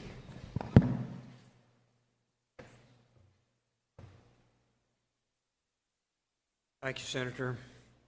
Senator McDaniel, for what purpose are you recognized? Question, Mr. President. Will you yield, madam? I do. Please proceed, Senator McDaniel. Thank you, Mr. President, Madam Chairman. Been a lot of questions today, and I think that's a good thing. Maybe some concern out there about how this is going to impact elections, and that's fair. But just so I'm clear, and I want to get this squared away, there's a reverse repealer in the bill, right? I'm sorry. A reverse repealer, you're going to place that in the bill, That's correct. right? That'll be my motion as soon as questions conclude. And you're asking us to give you some additional time to correct some of these concerns, right? Certainly. And just so I'm clear about a couple of things, because there seems to be a few people that probably would be for early voting. I want to be very clear, I'm very much against early voting. That's not what you're doing here, is it? Absolutely not. In fact, I have spent countless hours trying to carefully craft this legislation in such a way that that's clear. These excuses that I've talked about will only be available and valid in the event we are under a state of emergency due to COVID, not under a state of emergency in general, specifically due to this virus with which we were dealing. If we're no longer under that state of emergency, these excuses will not be valid. And I think that's a great clarification. The instant the emergency ends, these special provisions end, and things revert back to the way they always have been. That's correct. Okay. Thank you, Madam Chairman. You're doing a great job. It's a good Thank bill. you for the Thank you, question. Senator Jordan. For what purpose you seek recognition? I have one final question, Mr. President, to the You chairman. for a question, madam. Yes. Please proceed. I think I heard you say that on Saturdays prior to the election, that Chancellor Circuit Clerk may stay open to 5 p.m. That's discretion left up to that circuit clerk of said county. I believe the wording is shall. Shall is what the word that I want to hear. Yes. Is it shall? It shall. On Sure. line 61, I may have misspoken, Senator Jordan. I apologize. It's shall. Okay. Shall. We want to require, let me be clear, the intent of the bill is to require all circuit clerks in the state of Mississippi to remain open until 5 p.m. the Saturday preceding the election if we are still under a state of emergency, to be able to better facilitate the voting process and give voters more time to get in there and cast their ballot. So under those conditions, they will be, because the predictions are we still be under somewhat of emergency. But shall is the word that I was looking for, and it on line what? Line 61 is where the language begins. Thank you. Thank you for the question. You bet. Thank you, Senator Jordan. Senator Sparks, for what purpose you seek recognition? Question, Mr. President. You're for a question, madam. Yes. Please proceed. Thank you, Chairman. The language, I guess the CDC has given us for several months that talks about people who are more susceptible to COVID-19 has given us an age of those that are 65 and older, correct? That's correct. And we already have a provision on line 218 in existing law that says anyone that is 65 or older may participate in absentee balloting, which gives them that 45-day in-person window. Correct. So no matter what the state of emergency may be, a person who is 65 or older, who happens to be the person that the CDC says may be susceptible, has that privilege to come vote in any of those 45 days prior at their discretion, correct? Correct, or even by mail for Or by 65 and older, yes. Okay. And while you're on that topic, temporarily disabled people and permanently disabled people already have the option to vote absentee by mail. That's existing law. So we already have existing law that takes care of the most susceptible among us, and this is an effort in a pandemic time to try to take care of everybody. That's correct. Thank you. Thank you for the questions. Senator Sparks, any other questions? Any other questions? We're on the strike call, Senator. If no other questions, I'd like to offer an amendment. Offer an amendment to the strike call. You're recognized, Senator.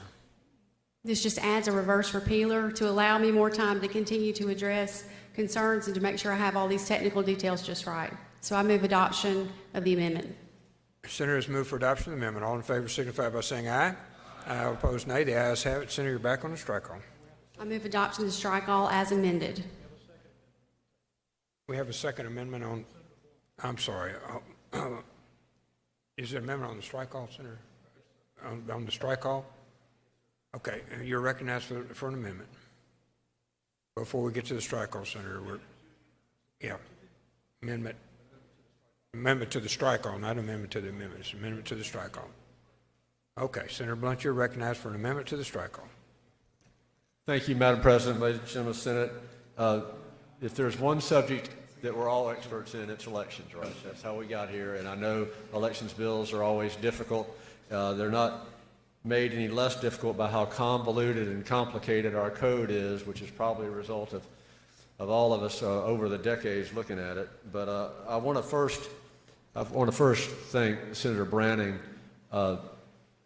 She has been as thorough and meticulous with this as anybody I think that we have in this chamber, and she has listened to me probably more than she wanted to from the beginning of this process.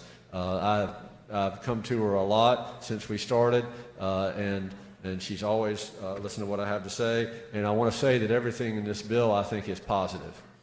I think everything in this bill is going to help. But just think about where we start here as a state. First, we have some of the most cumbersome laws in the country. And we have, without question, the worst absentee voting by mail laws in the country, and I'll get to that in a little bit. We also have a pandemic. And if you saw what happened in Georgia just last week, it's going to put a tremendous strain on the voting process and all of our elected officials. Now, nobody knows what November holds, but this is our opportunity to get it right.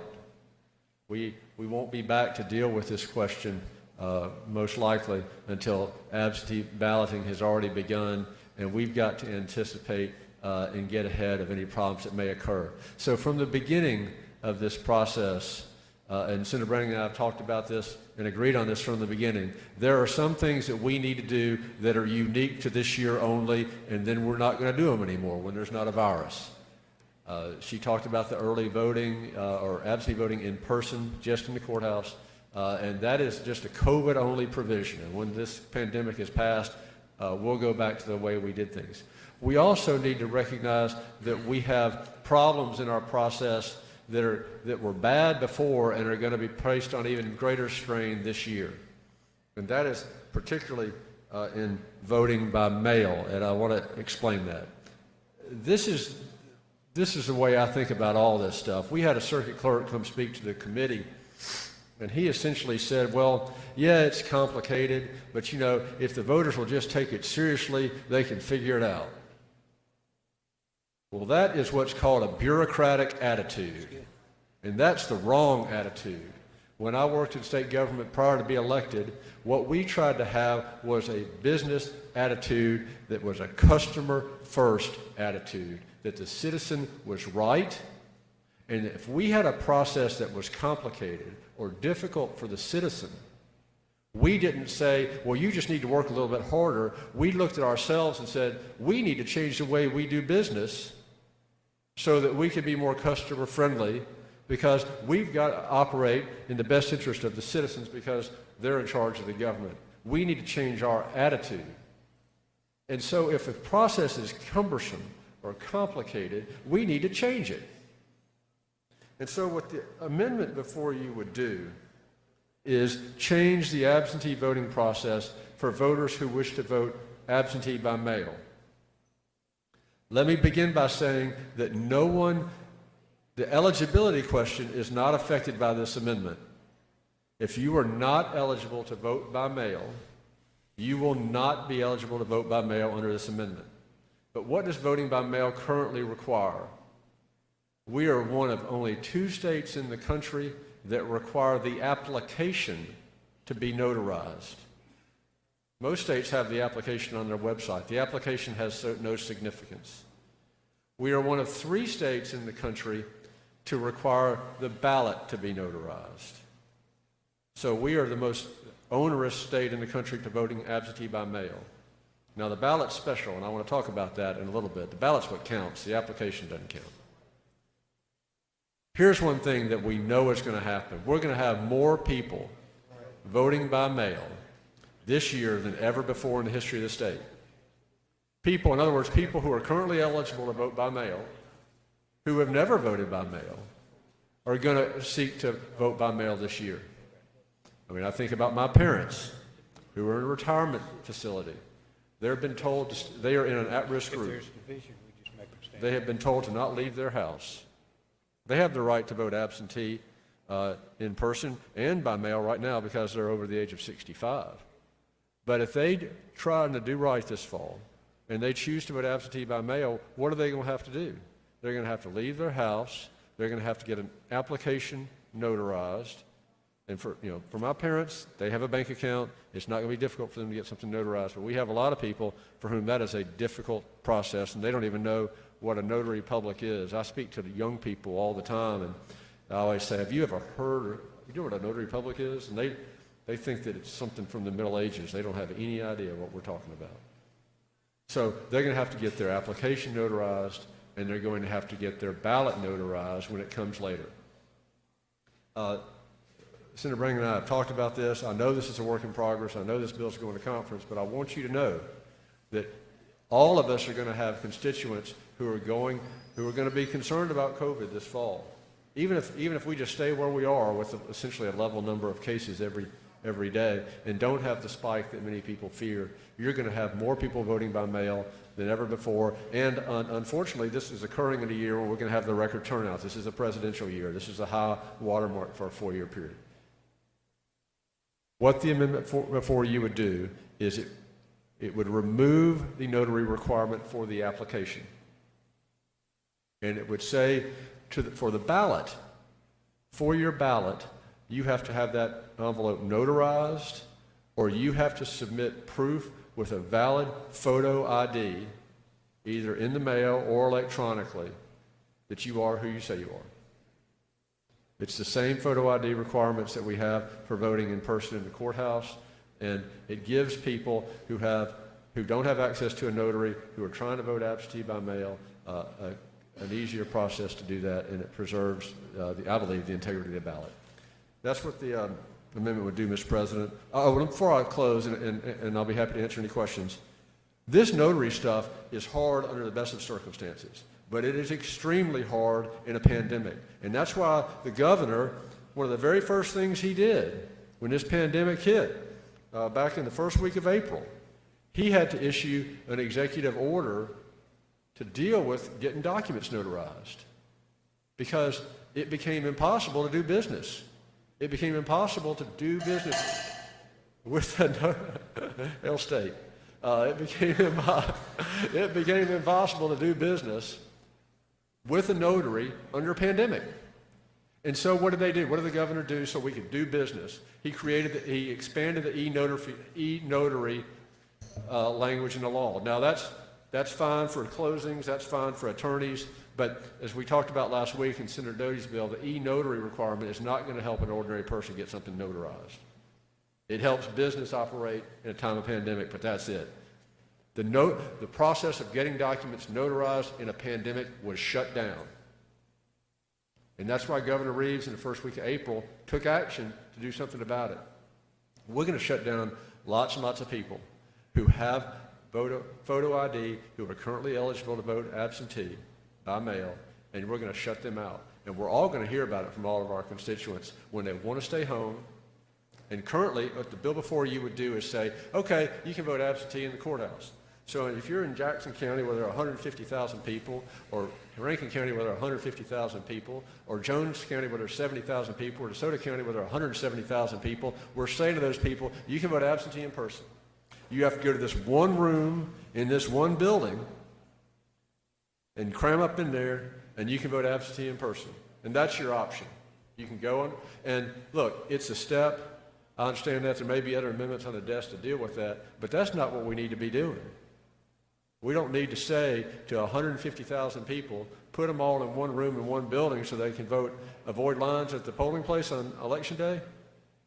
You're not solving the problem. We've got to let people who are currently eligible to vote absentee by mail do it in a way that's easier, and that's what the amendment would do, and I'll be happy to answer any questions. Senator Jordan, for what purpose you seek recognition? Thank you, Mr. President. Mr. Chairman, Senator, are we the only state out of the 50 states that does not allow what you're requesting? Senator Jordan, Mississippi is one of 2 states, I believe South Dakota is the other, that requires a notary on the application. And we are one of 3 states in the country, I believe, and Senator Browning has done her homework on this, and she'll correct me if I'm wrong, but we're one of 3 states in the country that require a notary on the ballot. And so we're the only state in the country that requires them both to be notarized. Only state in the country what? That requires both the application and the ballot to be notarized to vote. Why do you think this? Why we have to be last in something this essential? And there's a right to vote. Why we have to be last in most of the things that are essential to the 3 million of us? Well, there's a lot of history there, Senator Jordan. I know, but what do we hope to accomplish? It doesn't make any sense. Well, here's the point I would make to that, Senator Jordan. You know the history in this state. Sure, I know the history of the state. I don't need to tell you what the history is in this state, but I will tell you this now. Every voter, whether they were victims of discrimination in the past or not, there are going to be a lot of people this November who want to vote absentee by mail, whether they want to vote for Donald Trump or Joe Biden. I don't see this as a partisan deal. I think there are going to be a lot of older people from across the political spectrum who don't want to go stand in line all day in a polling place or go to one room in the courthouse and vote early. They want to stay home because the doctor told them to stay home. So I agree with you. Look, you know what we've been through. You've been doing it, fighting the fight for a long time. But I think that now's an opportunity to make some of this right because we're going to have more people trying to do it than ever before. But I thought really that improvement is always good for everybody. And this is an improvement for people who want to vote. Why would Mississippi want to make it so difficult? And this is so essential.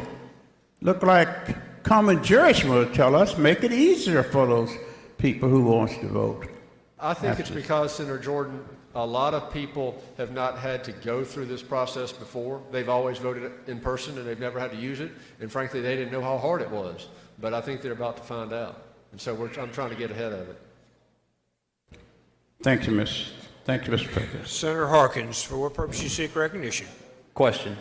Will you yield, Senator, for a question? Yes. You're recognized, Senator Harkins.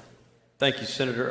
In the amendment, it says that they can mail in a valid photo identification card. I'm assuming like your license or anything that satisfies the in-person photo ID requirement. Okay. Is it going to be the responsibility of the clerk to mail it back to them? No, you don't mail in the actual license. You mail in a picture of it. Okay. How can you verify? I mean, I guess this is the problem that I think, at least I have, or just the conflict inside that I see. That how do you know that that's the person that's? I mean, you're basically just saying anybody can go run a copy of a picture off and say this is Mr. and Miss So-and-so voting and send it in. Is there any concern on your part of somebody trying to kind of work the system and? Well, I mean, unless you're just going to give your driver's license to somebody, I don't think people are going to do that. I mean, I think there are two people I think about at either end of the age spectrum on this that I think could do it. You can either get a photocopy of your driver's license and stick it in the envelope with your ballot, and you sign it, and you fill out the form, and you sign it, say who you are, and it's witnessed, and you open it up, and there's a ballot, and there's the ID. And that's for people who aren't savvy with technology. And the other idea is to email in your ballot, or email, not your ballot, excuse me, email in your picture of your ID so you can say that you are who you say you are. And so they'll get the ballot in the mail. I'm not talking about voting by mail. And they'll get a copy of your ID. I'm not opposed to trying to figure a way for people to make it to vote, but I'm worried about the integrity of vote, and that's my only concern. I was curious as to how it worked when you mail in a copy of an ID or. It would go in the envelope with your ballot. Does it say copy on the amendment? It says valid photo identification. It says you may enclose with the ballot or electronically mail, which I guess that would have to be a picture, but mail a valid photo identification. So it looks to me like you may I think it would be a copy of your ID. Okay. And Senator Brigham, she's probably tired of seeing me come and talking about this. We're trying to come up with something between a simple witness, which I don't think is what most people in here would think is adequately secure, and a notary, which is not accessible to the vast majority of people. And this is my best attempt to try to meet that halfway. Okay. Thank you. Thank you, Senator Harkins. Senator McCon, for what purpose you seek recognition? Question, Mr. Yield for a President. question, please. Yes. Would you please proceed? Very simple here. What happens if they open up the envelope and there's not a valid ID? Is it the clerk's responsibility to then pursue that? It doesn't count. Doesn't count. Just straight up out there. It's gone. If you submit an absentee ballot by mail and it is not notarized, Well, I'm just talking has to about be on your notarized. amendment here. What Yes. happens at this point if there's no valid ID pursuant to this amendment? A ballot would have to have either it would have to be notarized, the envelope rather would have to be notarized, or it would have to have proof, a photo ID proof under the amendment. And if it doesn't have either one of those things, it's not going to count. It would be the same way today as if you mailed in a ballot without having the envelope notarized.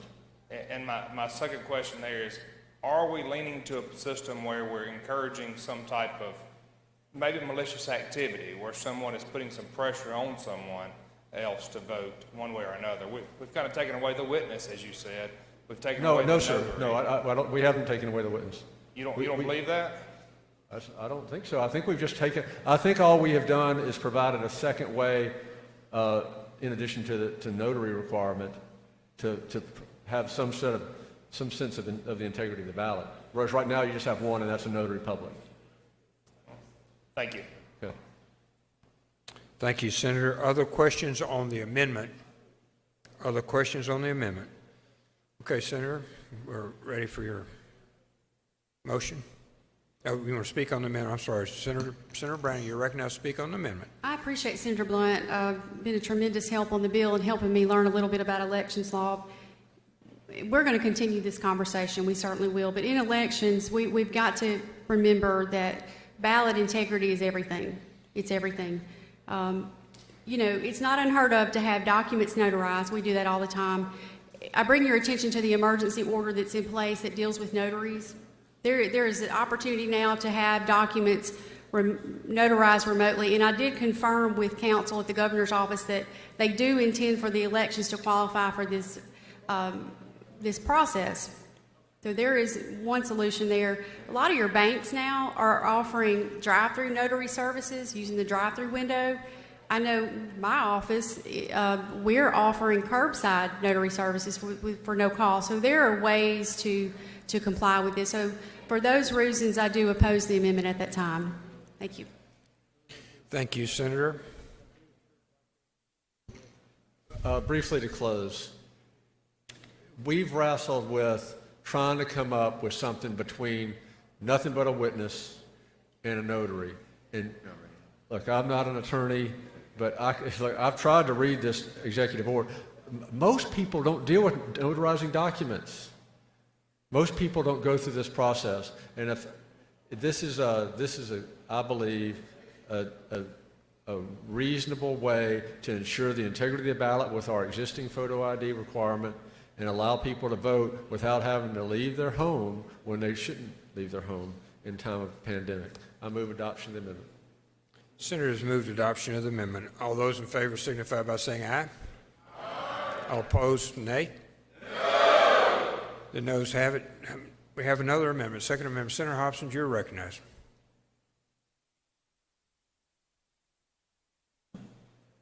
Mr. Clerk, please read the amendment.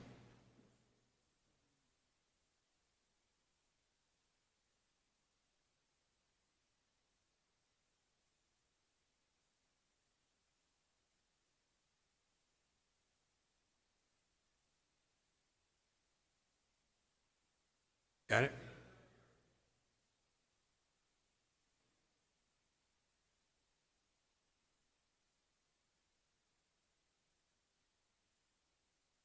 It's your amendment, Senator. Senator Bryan, I'm sorry. I'm sorry, I didn't realize it was my amendment. Senator Moran, did you have a question before we start on this? Well, that was my question. I was wanting to know who the amendment was. I thought Here it Senator is. Hobson. No, I'm sorry, I misspoke. It's Senator Bryan. Senator Bryan, you're recognized. I was confused when I walked up here, and since I got up here, nothing's happened to make me any less confused. This amendment simply says that the Board of Supervisors can authorize satellite locations in addition to the clerk's office, or satellite clerk's offices, however you want to phrase it. This is my concern. We're getting ready to have a mess. We're getting ready to have a really big mess. And if you looked at what took place in Georgia, we're getting ready to do the same thing in November. This is the problem. Because of the coronavirus, It's dangerous for large numbers of people to be in one room together for long periods of time, such as this, by the way. It's going to be the case that many polls are going to, number one, do things such as allow fewer people in the polling place at any one time to avoid congregations of people. Number two, they're going to be wiping down stuff with disinfectant and all of that. So it's just going to take longer to vote than it normally does. That's going to create difficulties at the polls. So the way to avoid that is to figure out some way for people to vote other than going to the polls on election day. One of the remedies that's being offered is increased access to mail-in ballots. I think this is a disaster. We have a proposal to count mail-in ballots 5 days after the election. I think that's a disaster, particularly as the number of those ballots increase, the disaster gets to be bigger and bigger. In order to get a mail-in ballot, you have to run an obstacle course. You have to rely on the mail for all of these applications and ballots to go back and forth in the mail. You've got to sign things. You've got to read through this long list of stuff. And you don't necessarily have anybody there to help you. It's a very confusing process. And for all the discussion and all the talk about voter fraud, there just is no voter fraud to amount to anything by people casting ballots at the polling place. The voter fraud concerns come about when the ballot and the voter get together somewhere outside the office. I've never been a fan of mail-in voting, and I'm not now. And I think that we're going to have all these technical concerns about mail-in ballots are all traps for the unwary. So if you have a close election, which is when this matters, if you have a close election, you're going to find out on election day that it's a close election. And then ballots are going to be trickling in a few more days. And you're going to have somebody on top of every single ballot, looking at every single ballot that comes in the mail, trying to pick it apart for this, that, or the other. There's this silly provision that your signature has to be over the flap.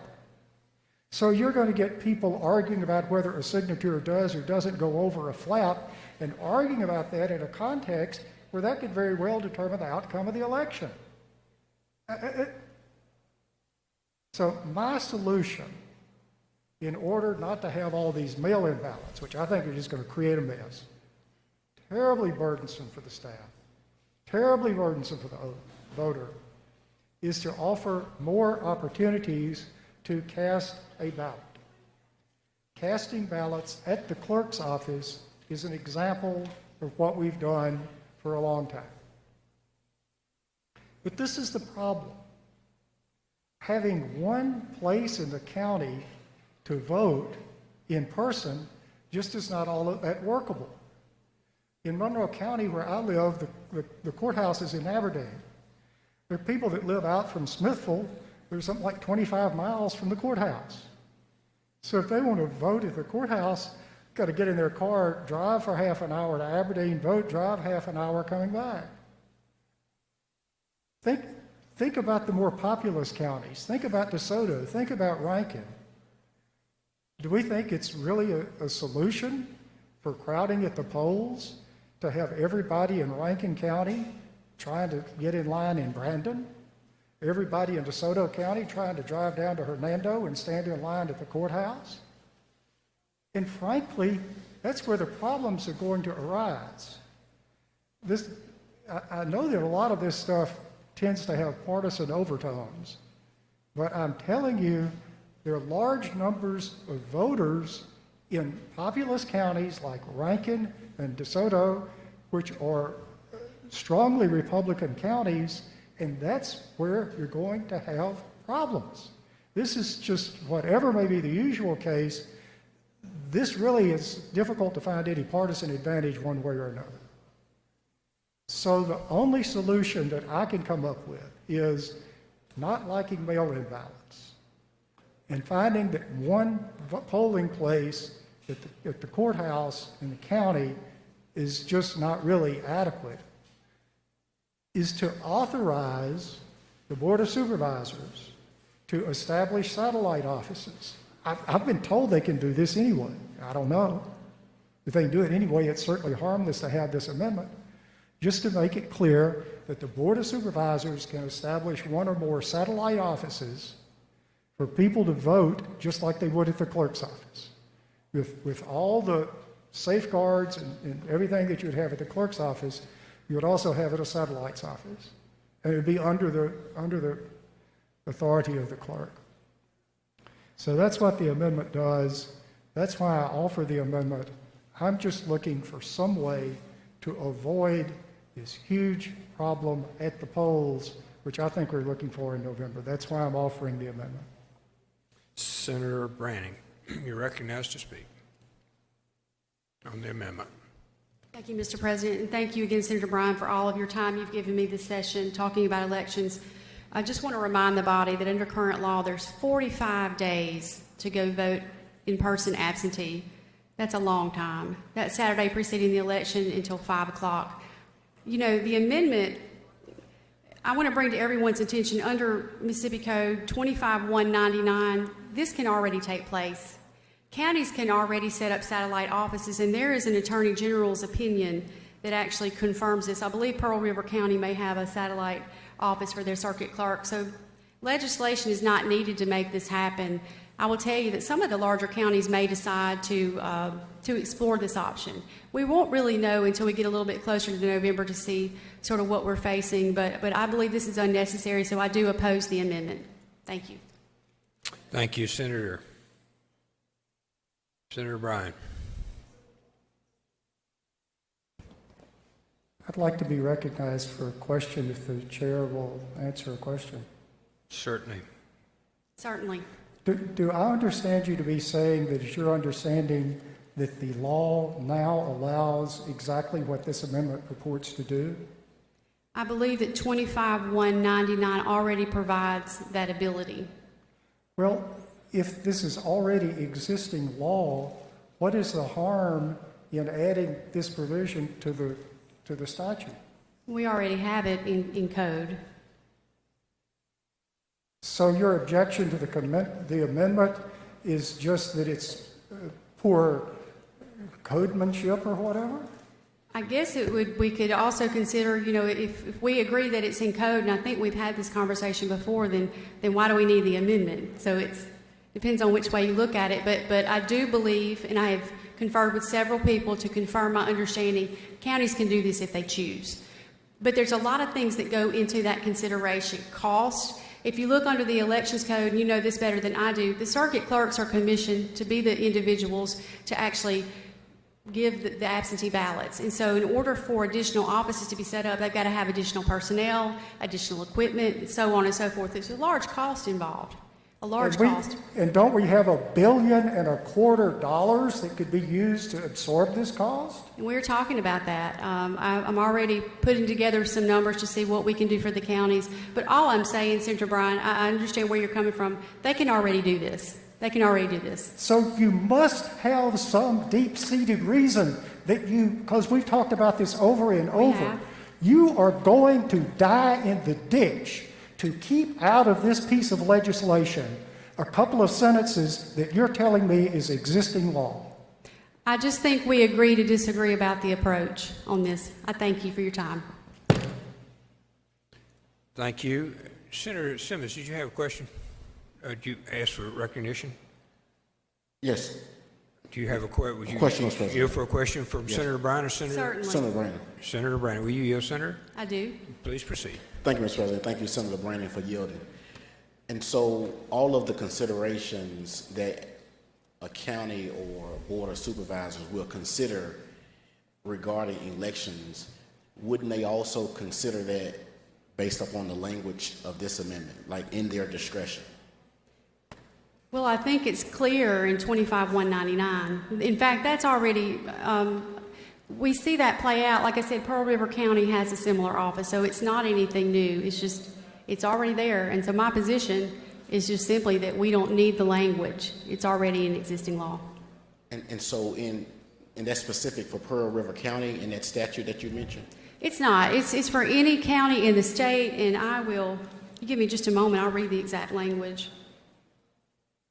And while you look for that language, Senator Brandon, I guess I'm concerned about rural counties like my county. I have 3 counties, and those counties are rural.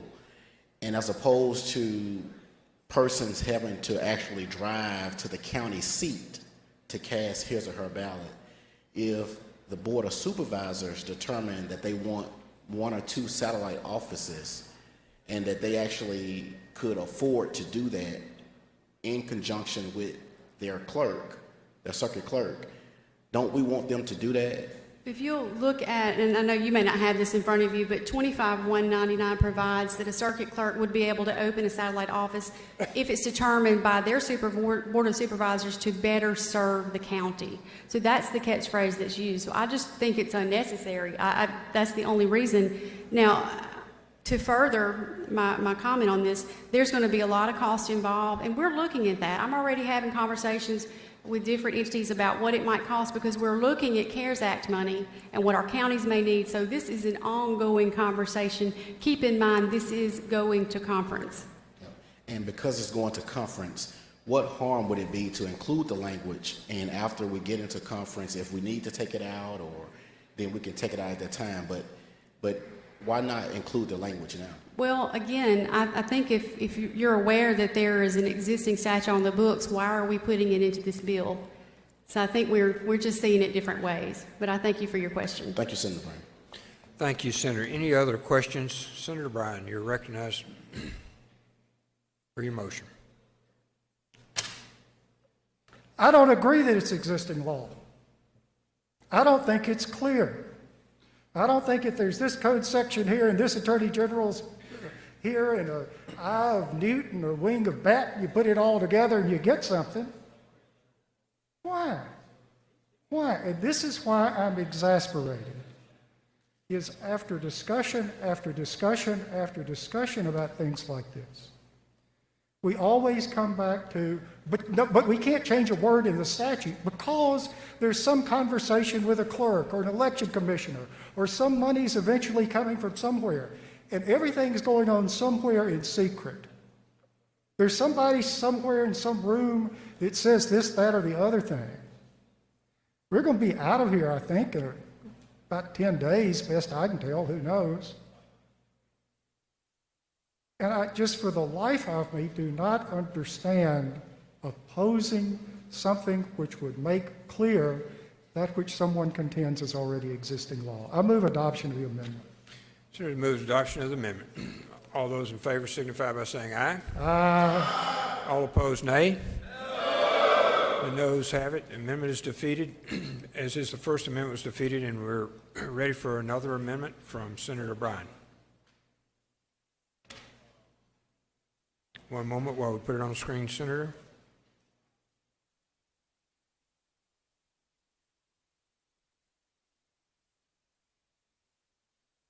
Senator Bryan, you're recognized on the amendment. Right now, if you vote in the clerk's office, if you vote by mail at home, you put your envelope in a ballot and seal it, and you have to sign the envelope. There's a requirement that the signature cross the flap of the envelope.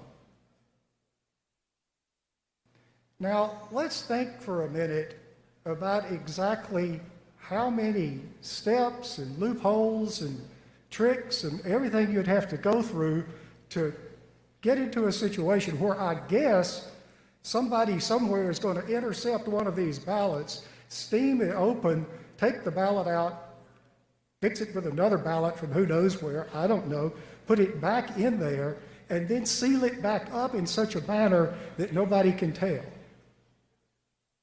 I mean, It's just a fantasy that this has any ability at all to prevent fraud. But it is a trap for the unwary. Some poor election holder, some poor official is going to have to sit and look and see if a signature crossed over the flap. And you can have the outcome of elections depend on this, particularly now that you're going to have these things come in 5 days after the election. Why would anyone set up a system with all this ambiguity and uncertainty? That doesn't help anyone. There was a close election in Monroe County, and there was a lawsuit about it. The election was upheld, the result was upheld, but in the judge's opinion, he noticed that there were 3 ballots in which the signature did not cross the flap. These were ballots that were cast in the clerk's office. And this is when I really got completely exasperated, and Senator Blunt referred to this earlier. The individual who was testifying before the election commission, before the elections committee said, "We go over this with everybody. We explain to them all these rules." Why the rules are there are beyond me. We tell them what to do. We explain to them. And I think the problem is if people were serious about voting, they wouldn't be doing this sort of thing. Okay. So what takes place is somebody gets, it's laughable on its face. Somebody gets an application and goes and rounds up a notary to get the application notarized, fills out the application, sends that in the mail, gets the ballot back in the mail, or alternatively drives down to the courthouse to cast the ballot, fills out the ballot, gets another notary to notarize this ballot, mails it all back to the courthouse, inadvertently doesn't sign across the flap, and this election official, who is the one that's down here testifying before the elections committee, I guess representing all of officialdom, says that voter is not serious about voting.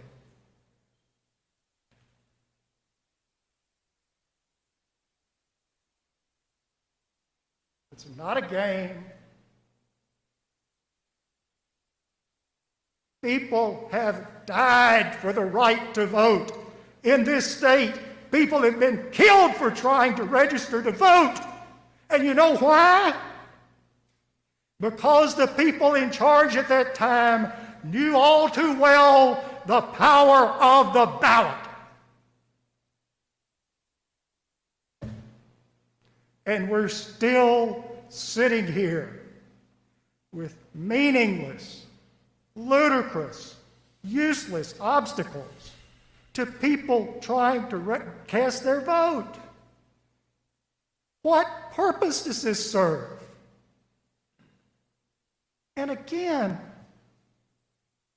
I'm telling you, in this election, the people you're talking about are primarily elderly voters, many of them in the large counties in the state, who are subject to having their ballots disqualified because of some silly technicality about this. And upon asking, why on earth can't we do this? Why does the signature have to go across the flap? The response I got was some election commissioner somewhere in some room and all these secret meetings and discussions and all that go on and go on and go on and go on, and it's all a strike, and we're going to conference, we've got to reverse repealer, and we're working on it, we're continuing to have dialogue, and all of this, somebody somewhere in one of these rooms didn't agree to it. That's why we've got a sign across the flap.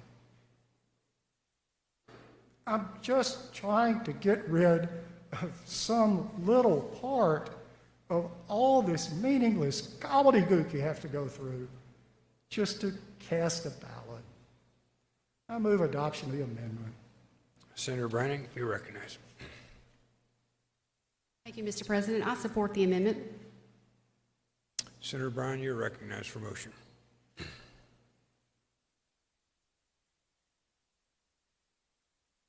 I move adoption of the amendment. Senators moved to adoption of the amendment. All those in favor signify by saying aye. Opposed? No. The ayes have it. Any further amendments? Senator Bryan.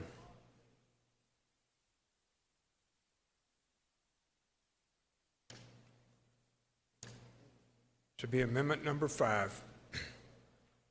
One moment, please. I think I can explain the amendment. One moment, please, and we'll put it on the screen, Senator. It's rather lengthy, but what the amendment does, it just says that the manager of the polling place can allow people to start voting at 6:45 if everything's in order. Again, all I'm trying to do is deal with a situation this year where there are going to be huge crowds at the polling places. The danger comes about from a bunch of people being at the same place in the same time. And it's not pleasant to have long lines and everybody waiting in line. A lot of people show up to vote at 7 o'clock.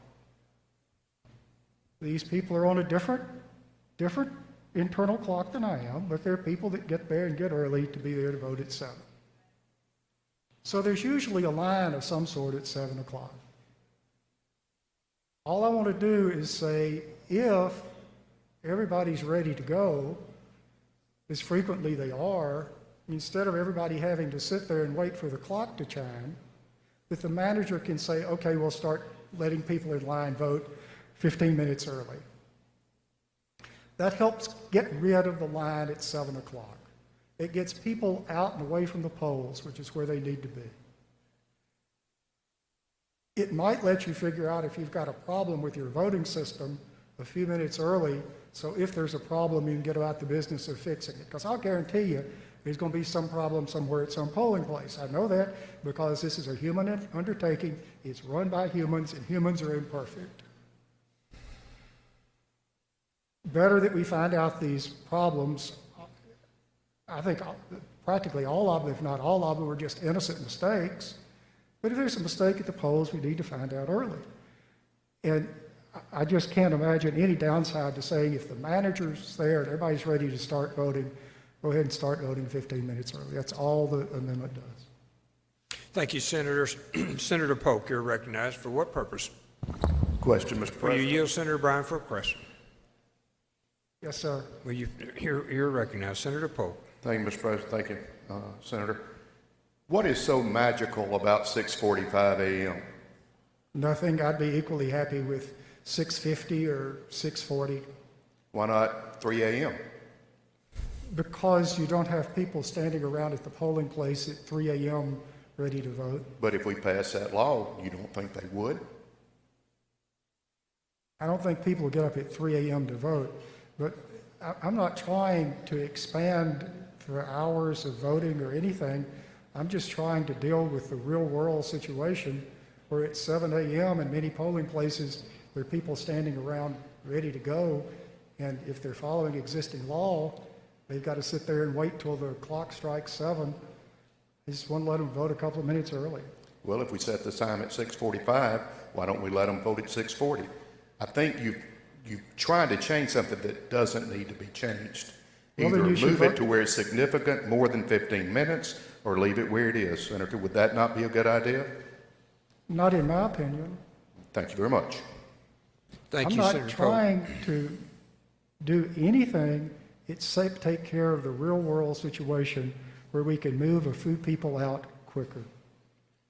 Thank you, Senator. Senator Bryan, you're recognized on the amendment, number 5. I have no problem with the amendment. It's got the discretionary language there, so I'm okay with it. Senator Bryan, you're recognized. I move adoption of the amendment. Senator moves for adoption of the amendment. All in favor signify by saying aye. Opposed? The noes have it. Amendment's defeated. Any other amendments? Any other amendments? Senator Bryan, you're recognized. I move final adoption of the strike all as amended. Moves adoption of the strike all. All in favor signify by saying aye. Opposed, nay. The ayes have it. Senator, we're back on the bill. I move final passage on the afternoon roll call. Final passage on the afternoon roll call. Does anyone object to procedure? Does anyone wish to be recorded as voting no? No. Seeing none, any present? Any present? Senator Sojourner present? Any other presents? Seeing none, the bill is passed. Back on the calendar, by use of the afternoon roll call, Mr. Clerk, with one present. Back on the calendar, Agriculture 73, Senator Younger pass. 74, pass. 75, Forestry, passes. 76, Municipality.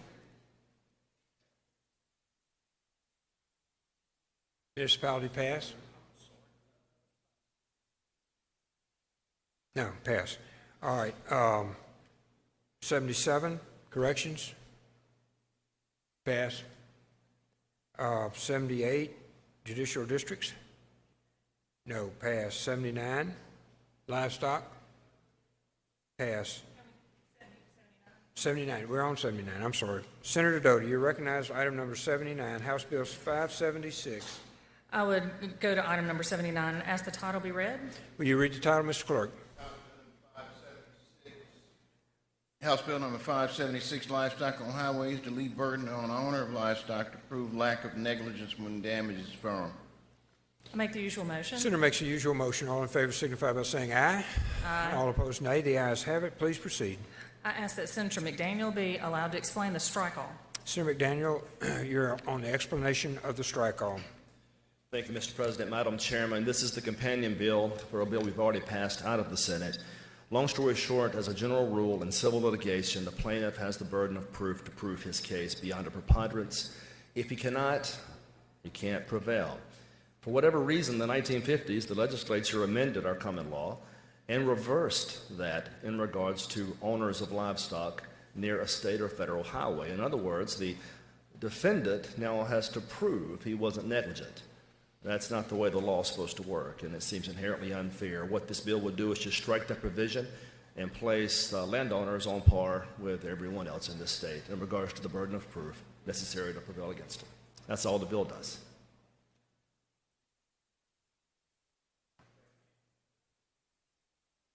If there are no questions, I would move passage on the, I move adoption of the strike-all. Senator moves adoption of the strike-all. All in favor signify by saying aye. Aye. All opposed, nay. All right, we're back. The ayes have it on the strike-all. We're back on the bill. I move passage on the morning roll call. Moves passage on the morning roll call. All in favor signify, morning roll call. Anybody object to the procedure? Anyone wish to be reported as voting no? We have several no's. Mr. Clerk? Senator Blackman? Mr. Simmons, Jackson, Norwood, Butler, Polk, Blunt, Turner Ford, Fraser, Thomas Terry. And we have in the balcony, out of sight, who is that? Barnett, Senator Barnett. Any others? Any others? Mr. Clerk, would you read the no votes, please? I'm sorry, we got lost in the transition. Everyone raise their hands again, please, for no votes. Okay. You got them? Senator Simmons, Senator Thomas, Senator Blackman, Senator Norwood, Senator Jackson, Senator Barnett, Senator Polk, Senator Butler, Senator Turner Ford, Senator Fraser, and Senator Blunt. Senator Polk, we got, I'm sorry, not Senator Polk, Senator Horn in the back. I'm sorry, Senator Horn. Senator Witherspoon just came on. Senator Witherspoon.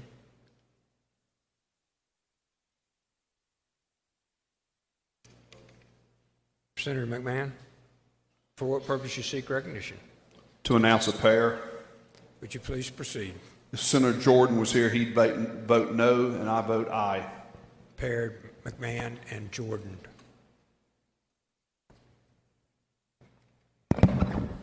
Okay, Senator Pope. Clarification. I thought I heard you say Senator Pope. I'm sorry, Senator Horn, my fault. Thank you very much. Pardon the chair. All right, we get everybody? Mr. Clerk. Mr. Clerk, please read the no votes. Okay. Barnett, Blackman, Blunt, Butler, Frazier, Horn, Jackson of the 11th, Norwood, Simmons of the 12th, Simmons of the 13th, Thomas, Turner Ford, and Witherspoon. McMahon announced a pair. The bill passed. Mr. Clerk, 80.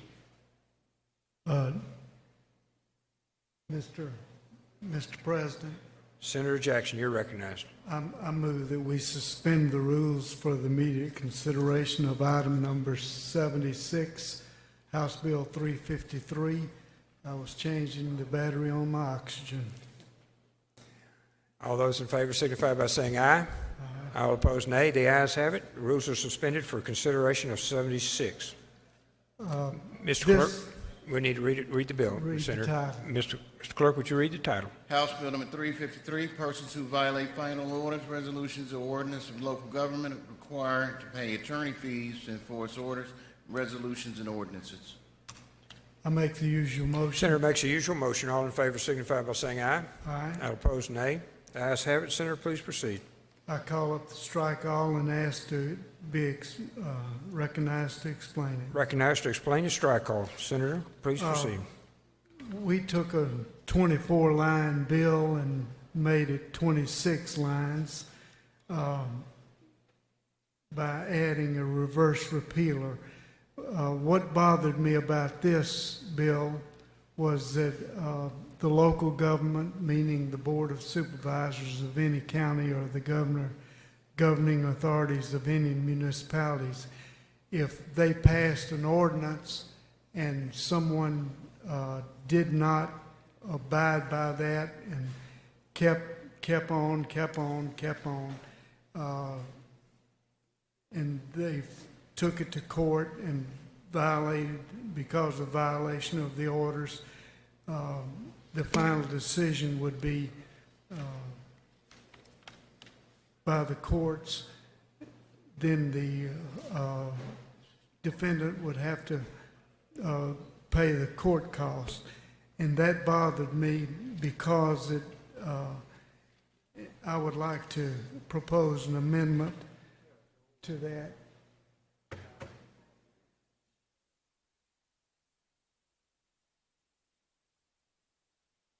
And only if the local government prevails.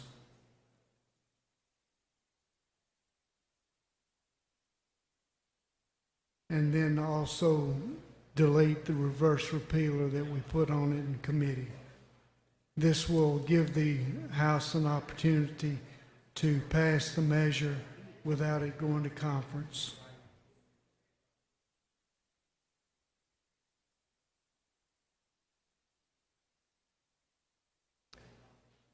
I'm sorry, I move adoption of the amendment. All those in favor signify by saying aye. Aye. All opposed, nay. The ayes have it. We're back on the strike call. I ask that we pass the strike all. Thank you. Senator Parker, for what purpose you seek recognition? Question, Mr. President. We yield for a question, Senator Jackson. Yes. Please proceed, Senator Parker. Senator, with the amendment you made, understanding is that this will probably not come back and not be a bill in conference. Do you have any other bills alive right now that you anticipate going to conference? No, I do not. Do you have any other bills alive right now on the calendar that you anticipate taking up? No, I do not. So I guess what I'd like to do is just thank you for your years of service, because this might indeed be your last time at the wheel. And I'd like to just thank you for all you've done and the time and the information and the respect you've given every member of this chamber. Thank you very much. Thank you.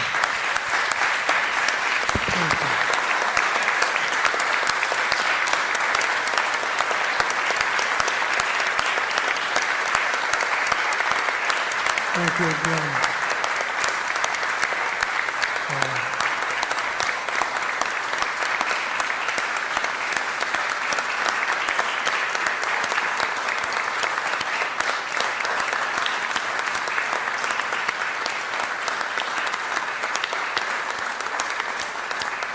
Thank you. Enough is enough. Hudson and Wildman would have you high-fiving and chest bumping before it's over. I've never seen so many people so glad to see me leave in all my life. I suggest the use of the morning roll call for final passage. Use of the afternoon roll call is rejected by the Senator. Anyone rejects the procedure. Anyone wish to be recorded as voting no. No. One no. Senator Norwood. Senator Blackman.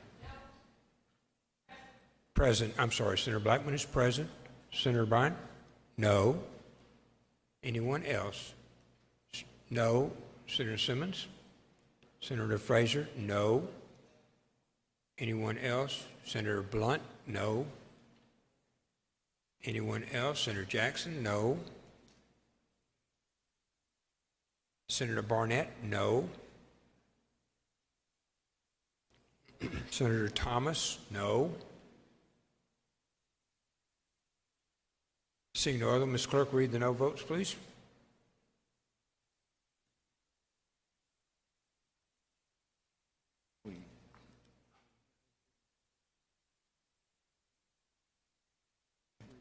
Voting no or nay, Barnett. Voting present, Blackman. Voting no or nay, Blunt, Bryan, Jackson of the 11th, Simmons of the 12th, and Thomas. Senator Simmons, D, is present from no. Present. Present. Senator Frazier was no. Thank you. The bill is passed. We're down to 80, 81, 82, and 83. Does any senator wish to bring those up on the general calendar? They'll retain their place on the calendar, and we will entertain Senator Pope. I'm sorry, Senator Simmons, see your light on? Are we at announcements, Mr. President? Yes, we are. Announcements. Adjourn in memory? Adjourn in memory. Please proceed. When the Senate adjourns today, actually we adjourn in memory of Harvey Gales. Harvey Gales, Mr. Clerk. Any other announcements from senators? Before Senator Barnett, I'm sorry. Thank you, Mr. President. I would like to join in memory. Please proceed. I'd like to join in memory of Miss Sally Cooley, who passed away on Friday at the very young age of 111 years old. Thank you. Senator Blackwell, you're recognized for announcement. Adjourn in memory, Mr. President. Please proceed. When we adjourn today, I'd like the Senate to adjourn in the name of Brian Otto of Olive Branch, who passed away this weekend. Thank you, Senator Blunt. You're recognized for announcement. For adjourn in memory, please, Mr. President. Please proceed. Thank you, Mr. President. When the Senate adjourns today, I would ask that we do so in the memory of my friend, the Honorable Jim Moser, who was one of the first elected aldermen in the new city of Byram. He passed away this afternoon. Thank you, Senator. Senator Harkins, you're recognized for an announcement. Thank you, Mr. President. Announcement, the Senate Finance Committee will meet tomorrow at 10:30. Tomorrow at 10:30, Mr. Clerk. Yes. Senator Younger, you're recognized for announcement. Adjourn in memory. Please proceed. Thank you, Mr. President. When the Senate adjourns today, would they please do so in the memory of Sheila Terrell? Thank you. Sheila Terrell, Mr. Clerk. Senator Kirby, you're recognized for announcement. Thank you, Mr. President. The Rules Committee will meet in the morning at 9:30 in the Pro Tem office. 9:30, Mr. Clerk, in the Pro Tem rules. Thank you, Mr. Rules. Senator McMahon, you're recognized for an announcement. Capital Prayer Group will meet in the morning at 8:30 in room 204. Both houses is bipartisan, if you'd like to join it. 204. Senator Barnett, you're recognized for an announcement. Thank you, Mr. President. Just a reminder to the Corrections Committee, we will meet in room 216 in the morning at 9 for the confirmation of Mr. Burrow Kane. Thank you. Thank you, Senator. Senator Harkins, you're recognized for announcement. Adjourn in memory. Please proceed. When the Senate adjourns today, I ask they do so in memory of Mr. Walter Hallberg, Jr. Thank you. Senator Kaufman, you're recognized for announcement. Adjourn in memory. Please proceed. When the Senate adjourns today, I ask that we do so in the memory of Deputy James Blair of Mendenhall, who was killed in line of duty Friday afternoon He had served his county for some 50 years and was loved by everyone in Simpson County. A real tragedy, Senator. Any other announcements? Any other announcements?